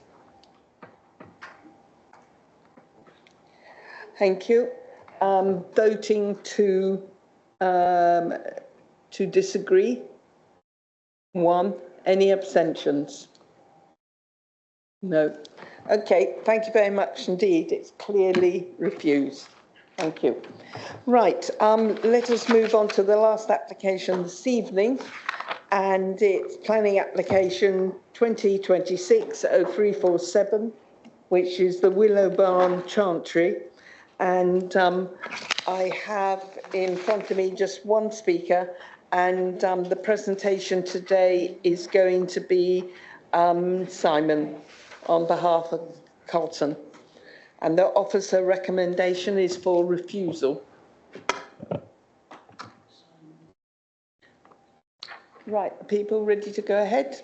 Simon? Okay, Ross, thank you. So Carl's prepared a report that I'm sure you've all considered, and we'll pick up on some of the points that he makes in that report as we go through the presentation. So this application is it's at the site, and really that should say the former Willow Barn, because there is no longer a building on the site, which is spelled out clearly in the report. And it is for the erection of a residential dwelling. As confirmed in the report pack, the residential dwelling would provide accommodation over 2 stories, and it would have 4 bedrooms. And you can see that the site is in Chantry, which, for those of you that aren't familiar with that part of the district, is a rural countryside location, and there's not good connectivity to the services and facilities that you would need to access as a residential occupier. So, in terms of the site, and this slide's quite important because it shows you the development area outlined in red, and then at the rear it shows you the site of Arcadia Farm, which is referred to in the report, and I'll touch on that as we go through the slide. So the existing site plan is with access from the public highway here, wraps round to the site. There's a existing building here which is lawful, and this application is not with reference to. And then you've got the former Willow Barn, the footprint of the former Willow Barn there outlined in purple. And as you'll see from the photographs, the building is no longer there. And that's quite key for your determination of this application as to whether or not there is a legitimate fallback position. So again, just to be clear, the former Willow Barn is no longer on the site. And if you looked at the planning history of Carlton's report, he told you about an application that was approved in 2021 under reference 0761, and that was for the conversion of Willow Barn into a rural workers' dwelling. And that in itself is quite significant, because that's telling you that the planning authority granted planning permission for the conversion of that barn into a dwelling in a location where it wouldn't normally grant planning approval for a residential dwelling. So moving on through the presentation, we've then got what is now proposed. So you can see that the location of the 2-storey dwelling is not on the footprint of the former barn, but it's not significantly in a different location. And in terms of the height scale and massing, it's not significantly different to what was there. So again, that's not the main concern as to why the council are recommending refusal. So we've got some elevations of what's proposed, and we've got the floor plan layout. So top one is the ground floor, 2 large living rooms, upper floor, 4 bedrooms with some skylights. And then the last slide refers to the approved details for the neighbouring site. So again, if we go back to the slide, effectively the application that we're looking at is roughly where my cursor is, so not within the red line as shown there, because that red line confirms a scheme that has got approval under 2024-1837. Now in the applicant submission, they rely heavily on that application because they say that you can draw comparisons between the application that they've submitted and that application. And if you go to Colin's report at 10.7, no, actually, before we go to that, we'll just go through the planning history, because there's another interesting planning application that was submitted in 2024 under application 0547, which was very similar to this current application. And as a council, we refused that application, and we refused that application largely because of the remote location and the poor connectivity to services and facilities. And the appellant went to the inspector and asked if he'd grant it an appeal, and he wouldn't grant it an appeal. He refused it for the same reason that we refused it, because of the unsustainable location. Following that refusal, the landowner, as is now, first submitted an application under a reference which Colin's listed, and that was withdrawn because, again, we advised that we would refuse the application. And then this current application was submitted, again proposing an identical scheme, and obviously our recommendation was for refusal, but because of the scheme of delegation under the Constitution, it was referred and it was called to committee. So that's the history. Again, the photos here show the site location. Here, the top one is the access into the site, top left. Top right is the site in the background of Arcadia Farm. So you can see the blue arrow pointing to the buildings on Arcadia Farm.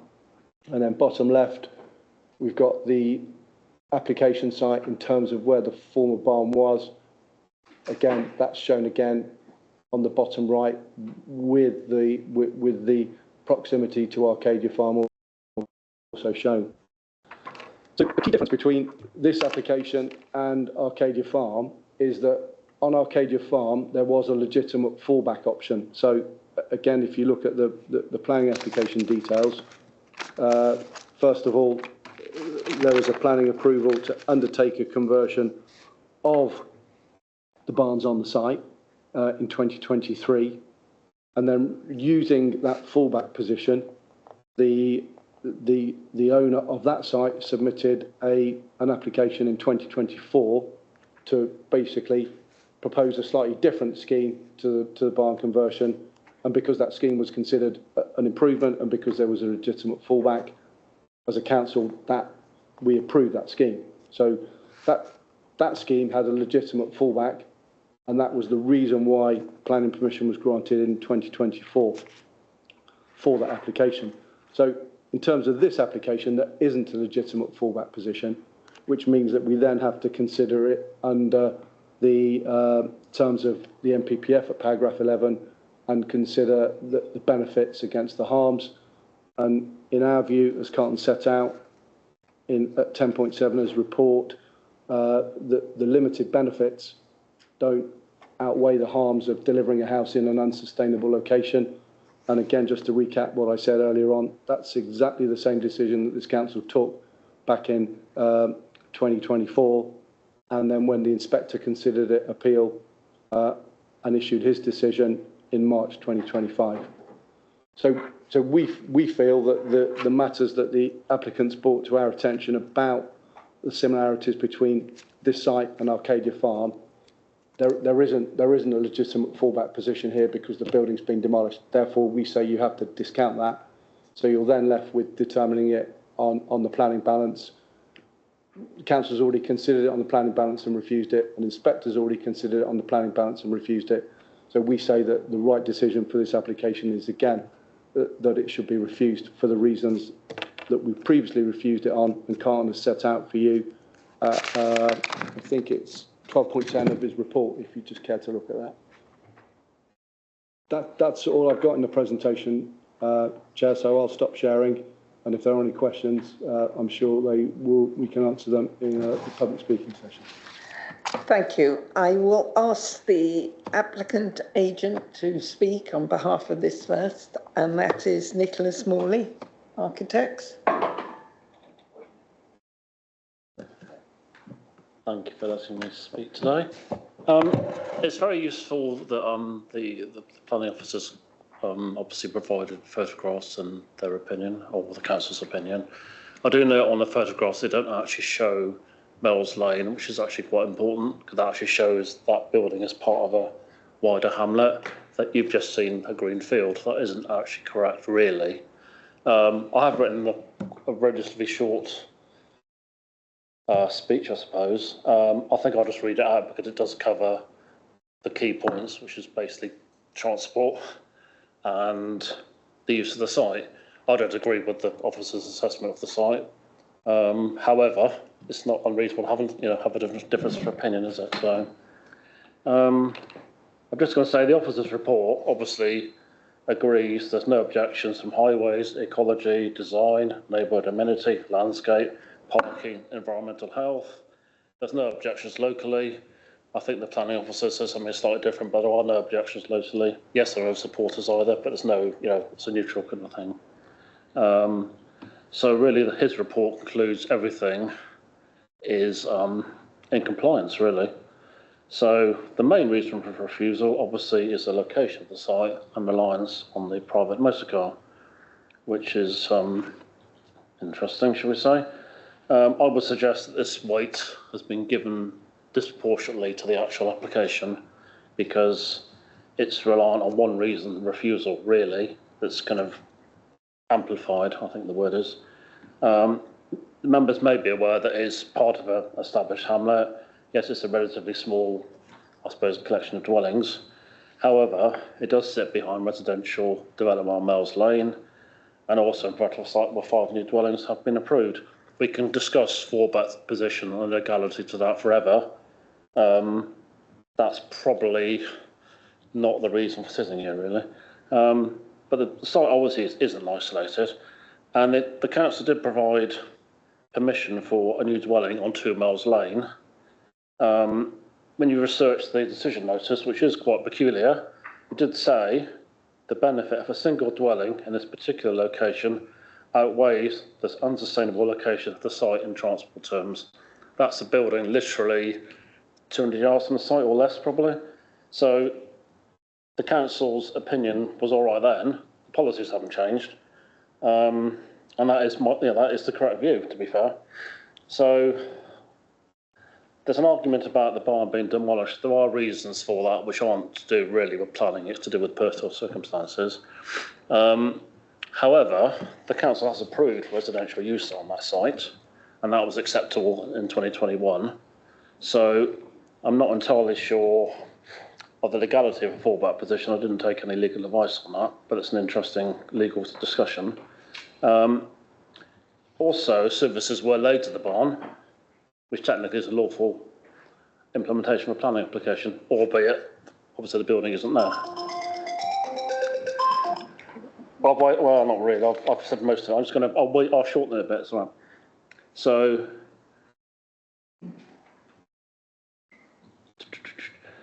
I think when we're talking about the demolition of the barn, is that really a reason not to provide approval for a dwelling when the site has already been previously approved for residential use?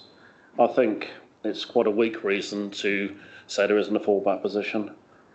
Obviously, as planning law says, everything needs to be considered on its merits.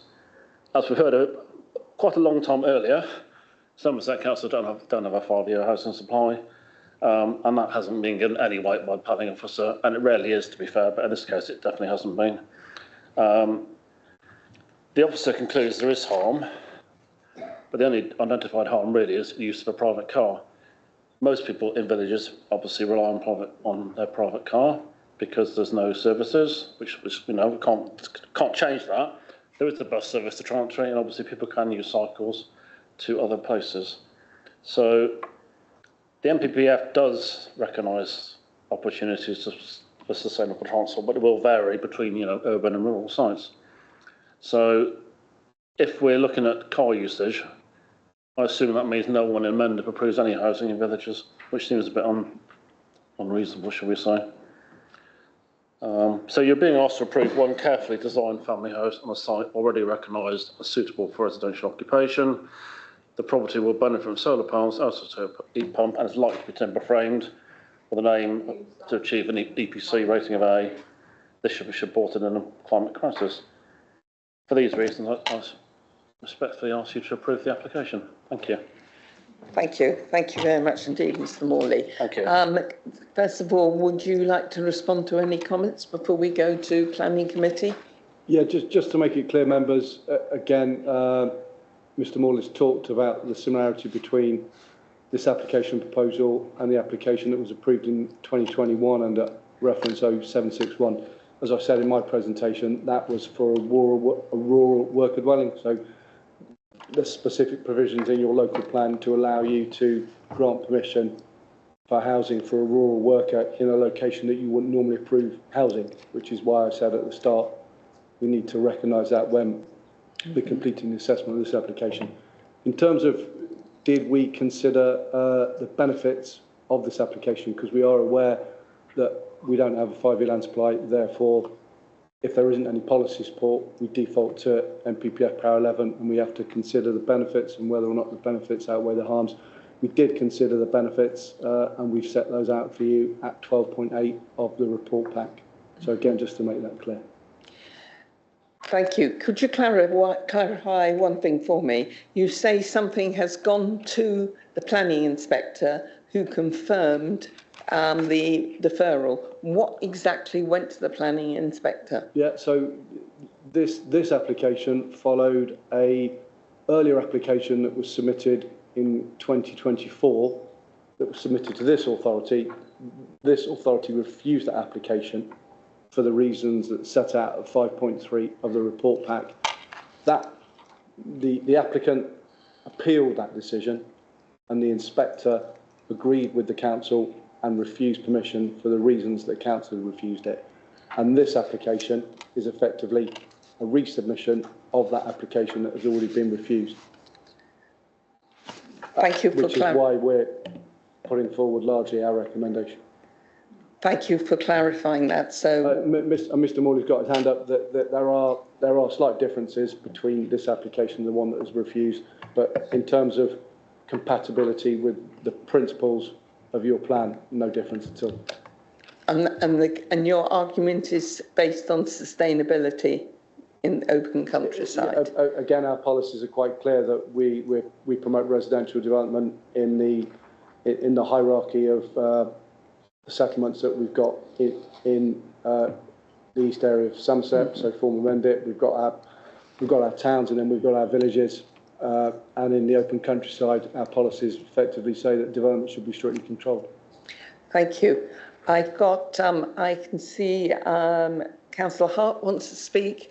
I'm not going to take the motion at the moment. A couple of other people want to speak, and then I will take motions. Point of information, and I'm very sorry, but I have to go. I have to go now. Okay. I'm sorry, I have to be somewhere else at 6:30 in Froome. Fine. My apologies. It's been a long afternoon. Councillor Hart, you wanted to say something. I think that either we're in a tilted balance or we're not, and we're always being told we are, so that's one reason why we should allow it. But also, I mean, maybe I'm not hearing this correctly, but it seems like we're saying that as a council, our main reason, or the reason that we're taking this stance is because historically we refused, they appealed, and the appeal was withheld by the inspector, upheld by the inspector. We're in a different situation here. Dismissed. No, if I can, Chair, through the Chair, we're in from a policy point of view, we're in exactly the same situation. I understand that, but we're not in the same situation because you refused and they appealed and the inspector upheld your stance. If we as a committee were to choose to grant planning permission, given that the applicant's saying there are no locals objecting, there won't be an appeal, so we won't find ourselves back in that boat. And things have moved on since then. I feel like we're in a much more laissez-faire kind of, the government we now have very much build. Now, it might only be one house, but I find it really difficult to sit here and go, plonk 60 houses there and 1,700 there, but one, no. And I just feel it's unfair. And I think given that we did also, had they done the rural worker dwelling, that could have now been put onto the open market and sold. So we would end up in the same situation, except a few metres forward or backward, or whichever way you want to look at it. So I would support this this application, and I'd like to think that we could vote in favour of it. Thank you. Councillor Clark, and then I'll say something, and I think, Shane, you wanted to say. Thank you, Chair. May I read a letter from Philip Ham first? Yeah. Thank you. Madam Chair and Councillors, apologies for not being with you today. I had planned to return today, but due to circumstances changing, it was not possible. The target is now next month. Willow Barn, Chantry. To refuse this application would be against the grain of supporting the small villages in East Somerset, the rural community, and keeping the local economy viable and vibrant. Chantry is a budding little community with much activity, like providing playing fields, turning an old church into a community space with modern lighting, heating, and a skittle alley. If this community is not allowed to flourish and grow, it will die. The site we're talking about had planning permission with the old barn in place, but was removed by the ex-husband, I think might be ex-partner actually, of the applicant. A new house will be far kinder on the eye in this rural setting than the old barn, and in keeping with the village. I did work in this barn in the late 70s, early 80s for the then owner, John Venning, when it was an eyesore to all those using the then open Mells Lane. I don't see any objections to this application. The sustainability that the planning officer keeps referring to in his report is poor reasoning for only one house. Throughout the East Somerset planning area, there are many examples of planning being allowed in villages that are neither primary or secondary villages that the odd house has been allowed, i.e. Chantry, Lyon, Mendip, Buckland, Dilham. Consistency is lacking. We need more houses, and we need to protect our small villages and communities. This one house will not be harmful, and the planning officer agrees within his report. I believe this application should be allowed for the reasons given, and hence has my support. So that's the end of Philip's bit, Chair. My bit, I asked for this to come to the committee as it is or could be controversial. I've heard the applicant's statements, and I'm just remaining undecided until I've heard from the rest of the committee, and I reserve my right to speak after I've heard other people, please. Thank you, Chair. Thank you. I put my hand up to speak. I'm very aware that just one house, we've heard that so many times, and the countryside is littered, particularly with just one houses. And the legislation says that if it's a particularly outstanding architectural merit and whatever, then you can get it. From what I can see, we do not have an outstanding architectural merit on this property.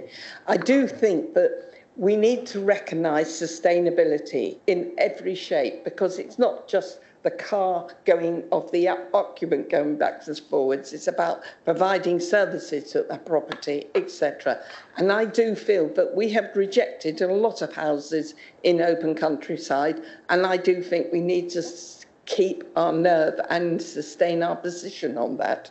We either want the countryside to be scattered, or we want to actually ensure that we adhere to planning. I mean, it's infuriating enough to see some of the Q-class barns going up and being converted. Many of them are questionable conversions with virtually no barn left to be converted. But on this occasion, this is from the ground up, and I'm not sure that I've seen a good enough reason why this particular site and this particular village should be different from the ones we've refused elsewhere.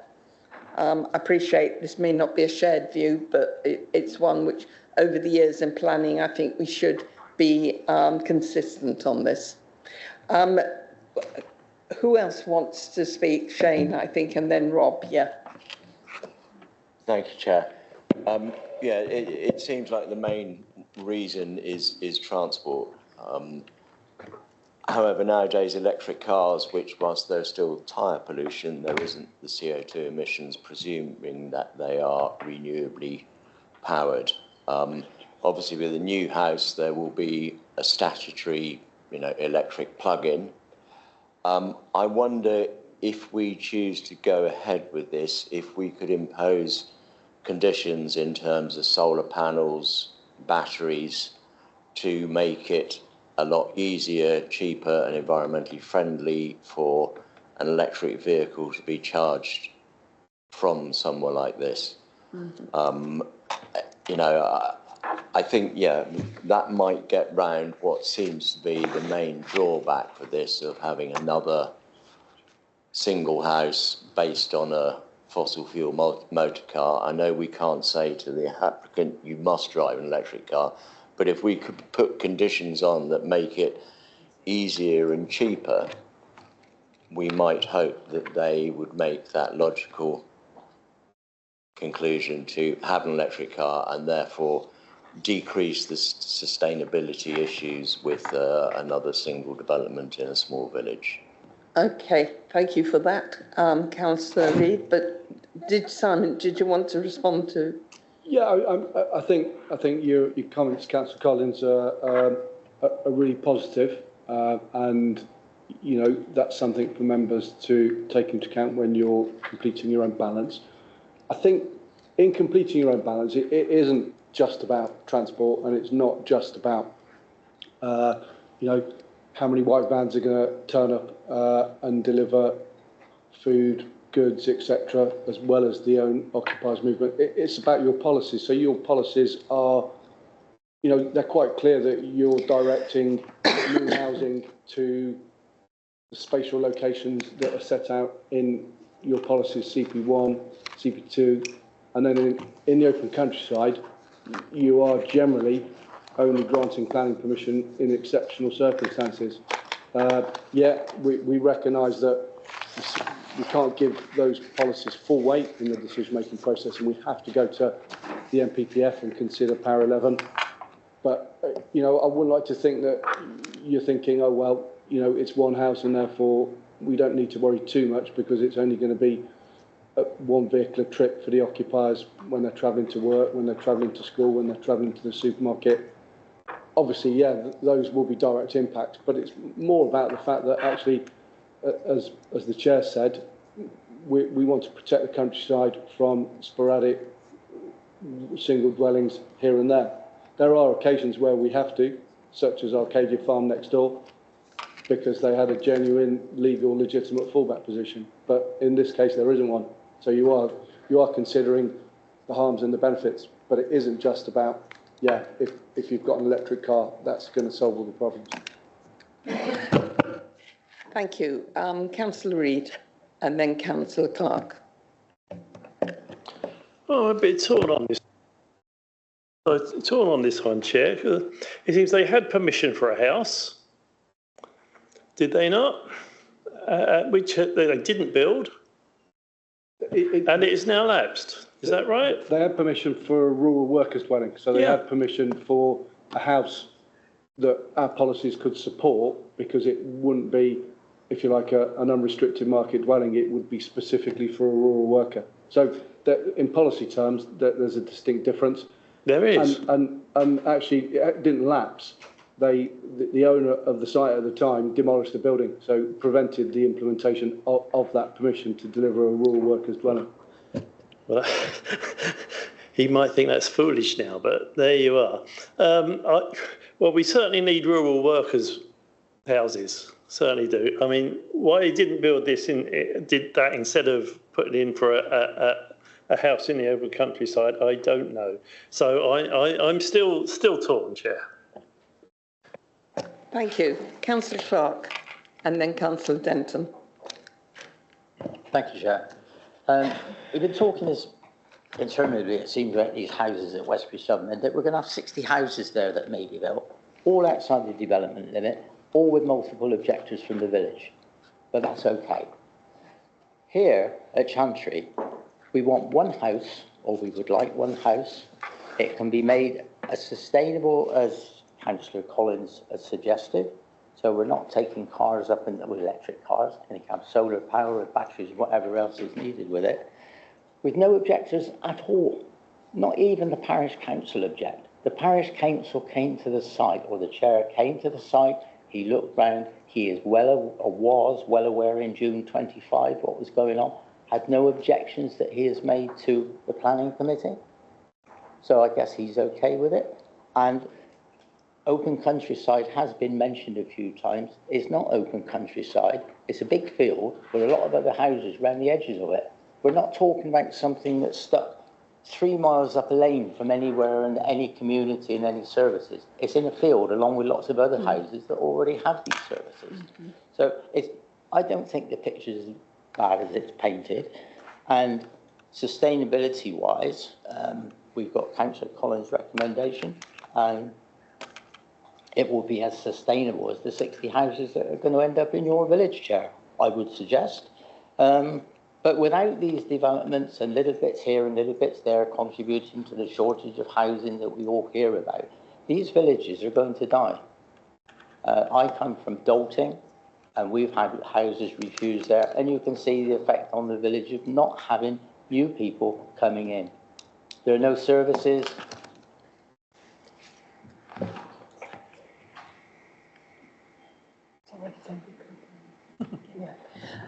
Thank you.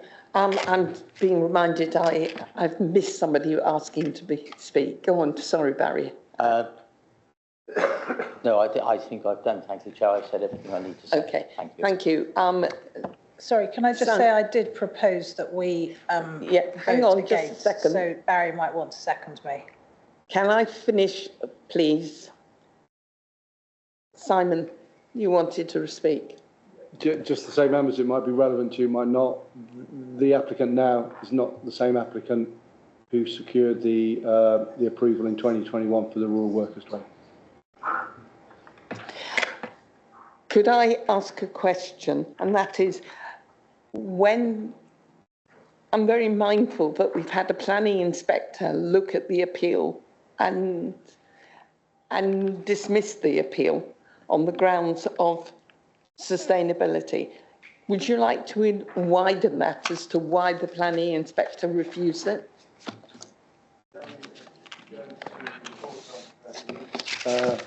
He's actually included a section 5.3.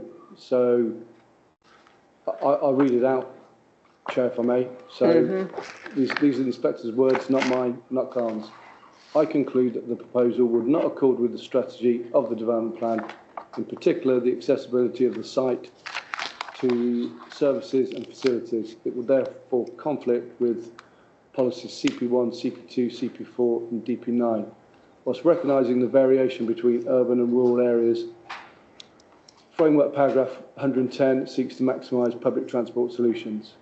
Accordingly, I give this matter substantial negative weight in the planning balance.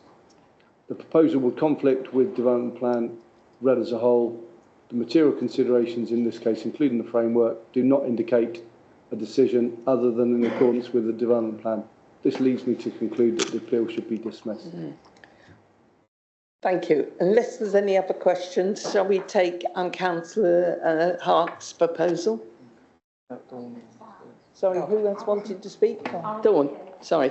Yeah, can we just have a picture really of where the other properties are around the field? Can we have a look at that? Then we can just see if it is open countryside or if it's actually in fact in a hamlet. Yeah, I mean, again, Councillor Denton, I'm not disagreeing with Mr. Morley. That there are other residential properties that are within Chantry that provide the context. It's not just Arcadia Farm that provides the residential development. That there are some properties surrounding it. Thank you. Can we have Councillor Hart? You want to well, yeah, just go to say against? that I'm assuming that when that number one, there won't be an appeal because we're in like the topsy-turvy other way around situation of the situation where it was refused and they appealed. If we give planning permission, there's no one to appeal, A. B, I'm presuming that when that appeal went in last time and the inspector made the decision he did, the planning permission on the property adjacent wasn't in place. So the situation was slightly different. It was more of an open rural nothing, whereas now you've got permission for what looks like 4 dwellings already right slap bang next door. Just looking at the dates, so the planning appeal that was dismissed was issued on the 26th of March 2025, and the approved plan permission for the scheme on the farm adjacent was approved on the 9th of the 1st 2025. So they were there. They did coexist. Irregardless of that, I still propose that we let this guy go ahead and build. Okay, who would like to second it? Councillor Clark? Yep. Could we have some reasons for going against officer recommendation, please? The tilted balance and the fact that there's I see no real harm, particularly if we do, as Shane Collins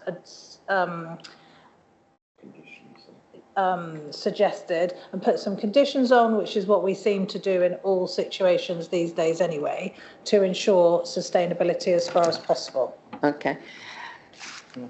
Would you also accept the condition for dark skies? So no roof lights, no apex? Got Velux windows there. Maybe they can change them for dormer windows, which would solve that problem. So obviously a dormer has a little roof, so it becomes a window just like that. So, I mean, I'm guessing... But no apex windows, which is the one where you can't blind them because they're so huge. Yeah. Mm-hmm. Yeah. Any other conditions people would like to suggest if you're going to go for approval?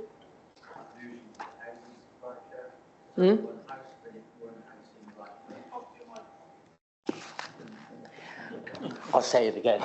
You're giving a reason, not a condition. The reason being is contribution to the housing supply in Somerset. It's only one house, but it's a positive contribution. Shane? Yeah, just the condition to be as well as the electric plug-in, which I think is standard now, but batteries and solar panels sufficient to power the house and a car. We have Thank you, Chair. If members are minded to approve the application, I would request that officers put forward a suite of conditions so that all issues can be addressed. We've made a note, this sustainability strategy statement condition, I would suggest, which we have one for, and removal of PD rights for roof alterations, and that could be agreed via discussion with the chair. And landscaping, please.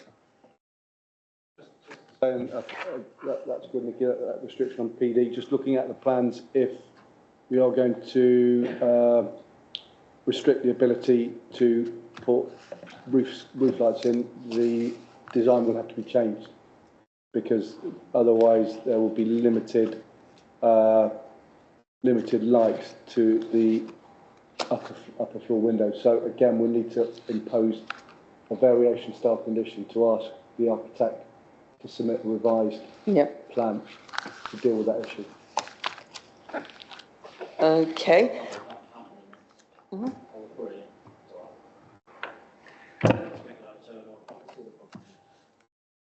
Okay, Councillor Clark. Thank you, Chair. I'll try and make this the last one.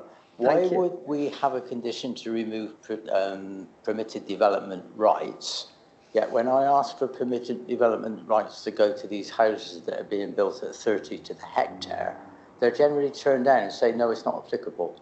Why would we take away permitted development rights from this particular house? To respond to that, I didn't quite catch where we hadn't used them. Yeah, I mean, again, don't forget that your policies present the presumption that you wouldn't allow housing in this location. So clearly, if you are going to allow it as an exception, you don't want, if you like, the bulk of the house to grow significantly and for the openness of the countryside to be further degraded. Okay, I get it. Yeah, thank you. Thank you. Could we then perhaps have something go up on the screen just to confirm that some of the conditions we're requesting and recognise that the officers will be looking at a suite of conditions with a single dwelling? Point of order, while we do that, could I nip to the loo, please? While we do that, could I just nip to the loo? Okay. Too many cups of tea. Can we just put up... He won't be able to vote. He won't be able No. to vote if you go out. Well, unless you adjourn No. the meeting. Well, I just want to get this finished. How near are you to?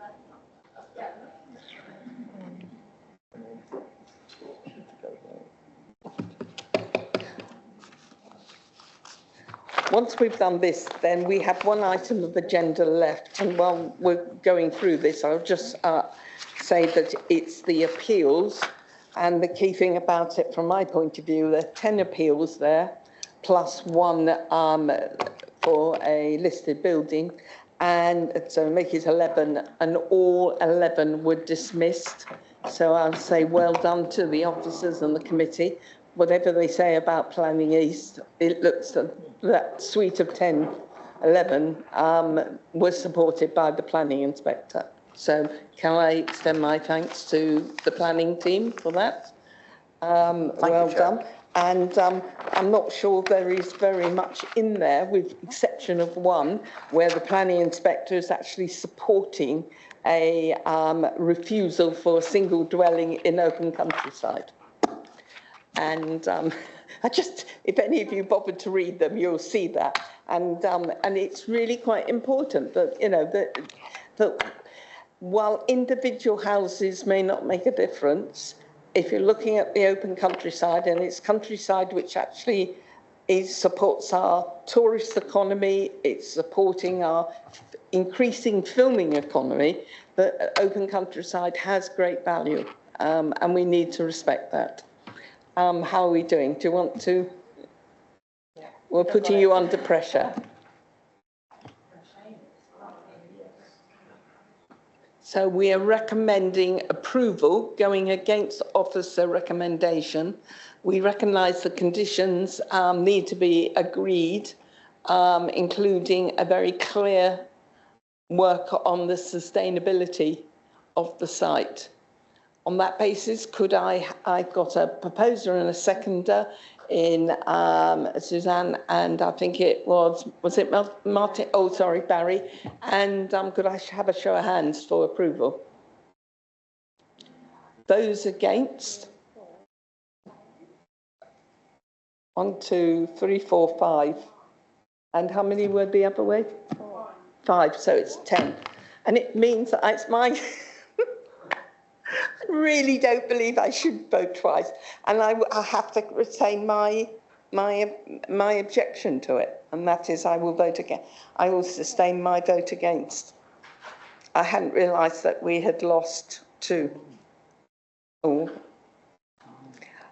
So on that basis, I'm afraid, on the casting vote of the chair, this has been refused. So I now need a motion. Your vote's been placed. I now need a motion for approval. Yeah, another motion. Does the applicant realise that? Well, hang on. Shane Collins just left. Shane Collins has just left the room. I know. So I no longer cast and vote. So just to be clear, members, the motion to approve the application failed. So as it stands, you've got that on the table. You can't re-look at that motion now. So you have to. Okay. I think Councillor Carswell, you're proposing a motion to go with officer approval? Yes, can I propose to go along with the officer recommendation? Recommendation. And Councillor Ashton will agree. And could I then have a show of hands, those who support the officer recommendation?